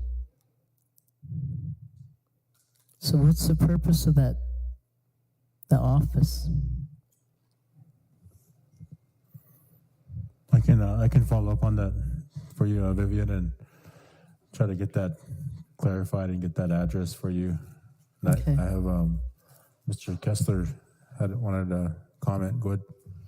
Thank you, Chairman, and sorry to hear you were getting a runaround. We had a motion in the last Law and Order Committee. That's the committee that 911 reports to. Had a lot of concerns coming in, so he's been invited to the next Law and Order Committee, and we hope to address a lot of the issues that we've been hearing of. So we will also take this one up with him. Thank you. Mm-hmm. Yes, go ahead. We applied on my land, we applied for a 911 address, and it took us a while to get it. But, so we are using that address, that 911 address, and our mailman comes from Gettysburg and delivers mail out at the ranch there. And he said those 911 addresses on the reservation aren't recognized. They're not in the system. Yeah, that's what I heard too. And so, anyway, so you have to establish a personal relationship with your mailman so that, he knows where to deliver your mail. So even if you get it, good luck. I'm sorry. Maybe John can look into that then. Thank you. Well, that's what I was told too, that he told people to just keep addressing the postal or the post or the UPS or FedEx, keep telling them until they get it into their system. So.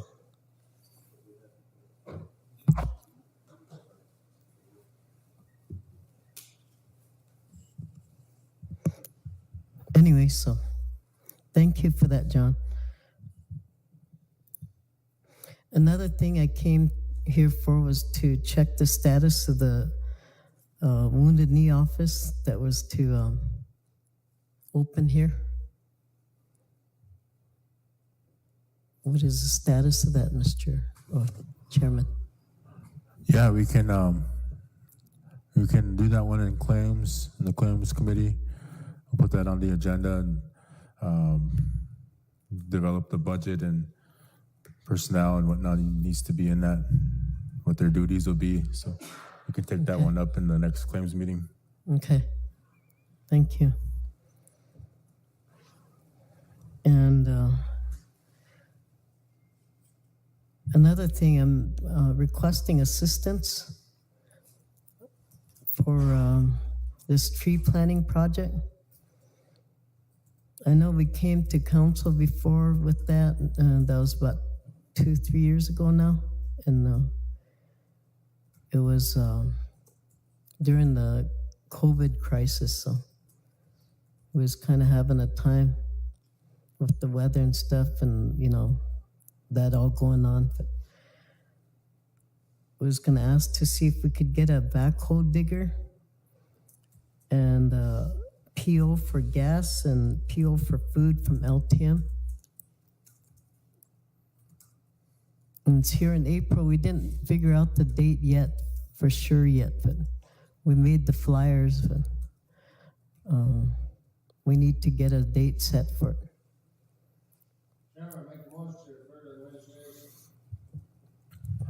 Okay, we got a motion by Mr. Thompson. Is there a second? Second by Mr. Moran. Refer to administration. All in favor, raise your hand.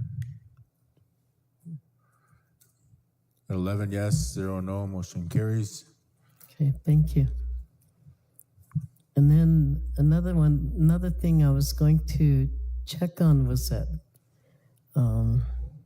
motion that pastor here, a pastor council here. It was to air it's called the Oyate Agui Chayapi project or program that's on KLND every Thursday. And it starts at 9 o'clock in the morning, that's Central Time. And it's really interesting because there's a lot of cultural stuff that they bring to the floor there. And then they have the air open for people to call in. And I think it's really interesting that the Wounded Knee descendants could get on that radio show to share their knowledge and, their descendancy and what's happening. So that's what I was calling. I came here to check on to see if that's still going to happen.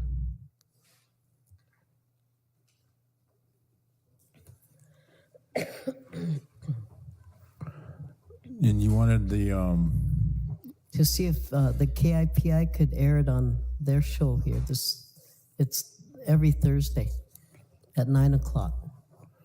It comes on KLND, and then Yes. you want KIPI to rebroadcast it. Yes. Right? Gotcha. Huh? Oyate Agui Chayapi program. And it's artists Taken Live and John Brave Bull that hosts the show.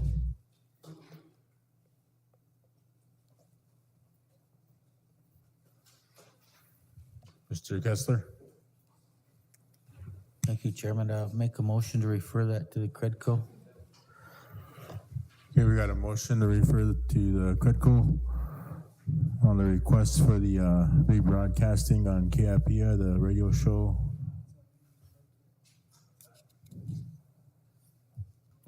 Second motion by Mr.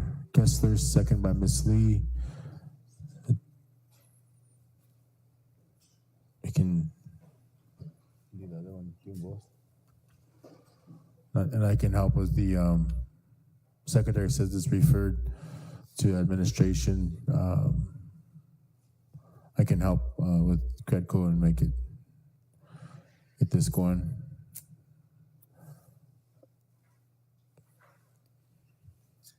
Steve? Thank you, Mr. We have a radio station. Why don't we have that same format and invite Vivian and others that know our culture, our language, and do our own, right? Would it require a budget to do something like that? You think so? We should try it, though, I think. Yeah. We have people on our reservation who are very knowledgeable about our culture and language and such. We should do that. Oh. Yeah. Miss Whitefeather? Thank you, Chairman. I know it was brought up, but because Kipi Radio is not a community, what KLND is, that Kipi Radio has to follow FAA rules or FCC rules. And when, what's her name? I think it was Amber. When she said that they were close on filing to get out of that and get into the community broadcasting. And after that, she, I don't know, she moved away from Keep Your Radio. So I don't know where that's at, but that's the last I knew, because I know there's stuff like this that wanted to be brought up just like KLND and stuff, but there's FCC rules that they had to abide by. Mm-hmm. And if they got out of that, then they can switch over to a community public radio or something like that. So maybe that's something Credco can look at and see what needs to get done. but I know they need a budget for the elders to speak, so, thank you. Mr. Kessler, you want to add the budget committee on there? Yes, I'd make that amendment, Chairman. Thank you. Okay. Motion's been amended to add the budget committee. Second still there. Thank you, Ms. Lee. Council, all in favor, raise your hand.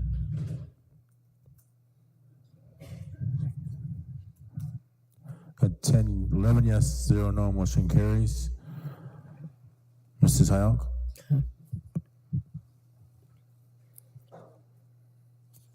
I have one last thing.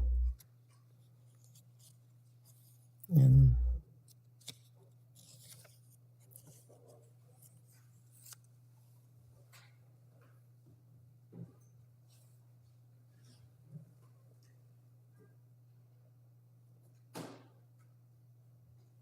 I'm just emotional, I guess.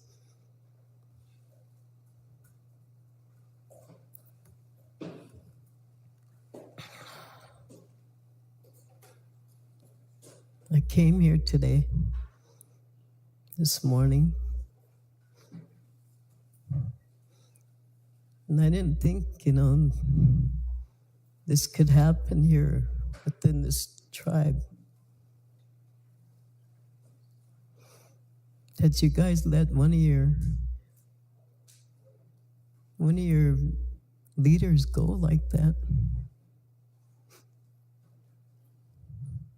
It's disheartening, because he was somebody who stood up strong for the people. It's not fair, that this action took place. It's unconstitutional. It's almost like genocide. There's myself, this same tribal council witnessed me being verbally assaulted and another woman being assaulted, my adopted daughter, at a land committee meeting, and nothing was ever done. No arrests were ever made, not even a restraining order. And that took place. We know that there's a lot of people leaders that did things, but this man that you guys let go, he stood up for his kids, his children, because there's child abuse going on. Child abuse that took place. And yet you guys condone that by letting him go. He's protecting his children.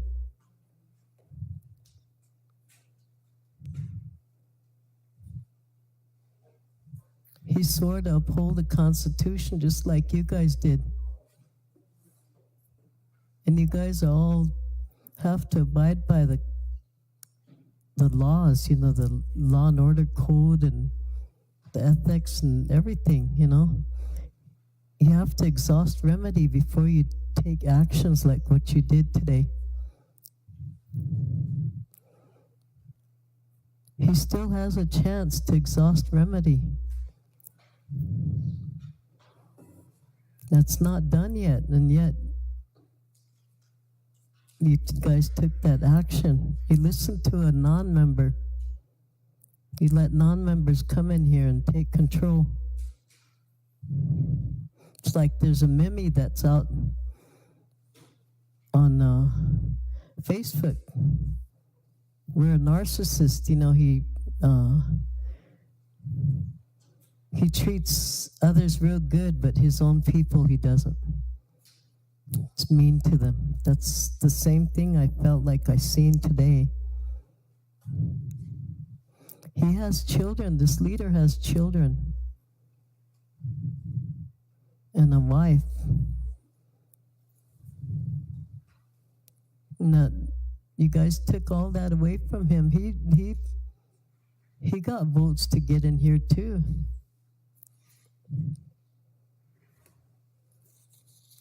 I know myself as a elder and a community member, council member, tribal member. I was verbally attacked here in this same room and asked why I came here to the floor by the District 4 councilwoman, and nothing was ever done with her. She also got upset at a elder who was on September 12th, 2007, she got upset at an elder for speaking their language. And nothing was ever done. No action was ever taken. And on May 25th, in Greengrass, during a District 4 meeting when we were District 4, she admitted to taking money from the disaster funds and was never held responsible for those. There was also a district resolution on September 20th, 2007, of her uttering statements against full-bloods. Nothing was ever done. On September 12th, 2007, she broke quorum. Nothing was ever done. These are all treasonous stuff that happened, yet nothing was ever done. These guys try to, some community members try to bring in impeachment. Nothing ever got done, and some of these same council people in here. So you guys need to really think about stuff like that. You need to rescind your motion and bring him back in. The person that supposedly, this, whatever it was that took place, was a child abuser, and he passed away.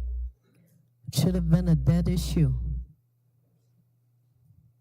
Thrown out of the courts, and you guys are still using our money for judges and our money for attorneys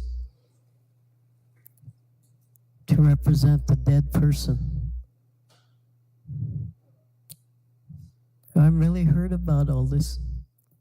You guys need to step up as leaders and be responsible.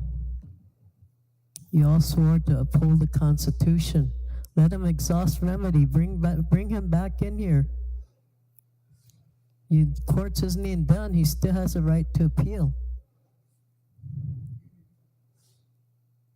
So bring him back. Rescind your action. Thank you. Thank you, Ms. Sayok. Council will reconvene tomorrow morning, 9:30 a.m. Palamaya Palo. Stand recessed.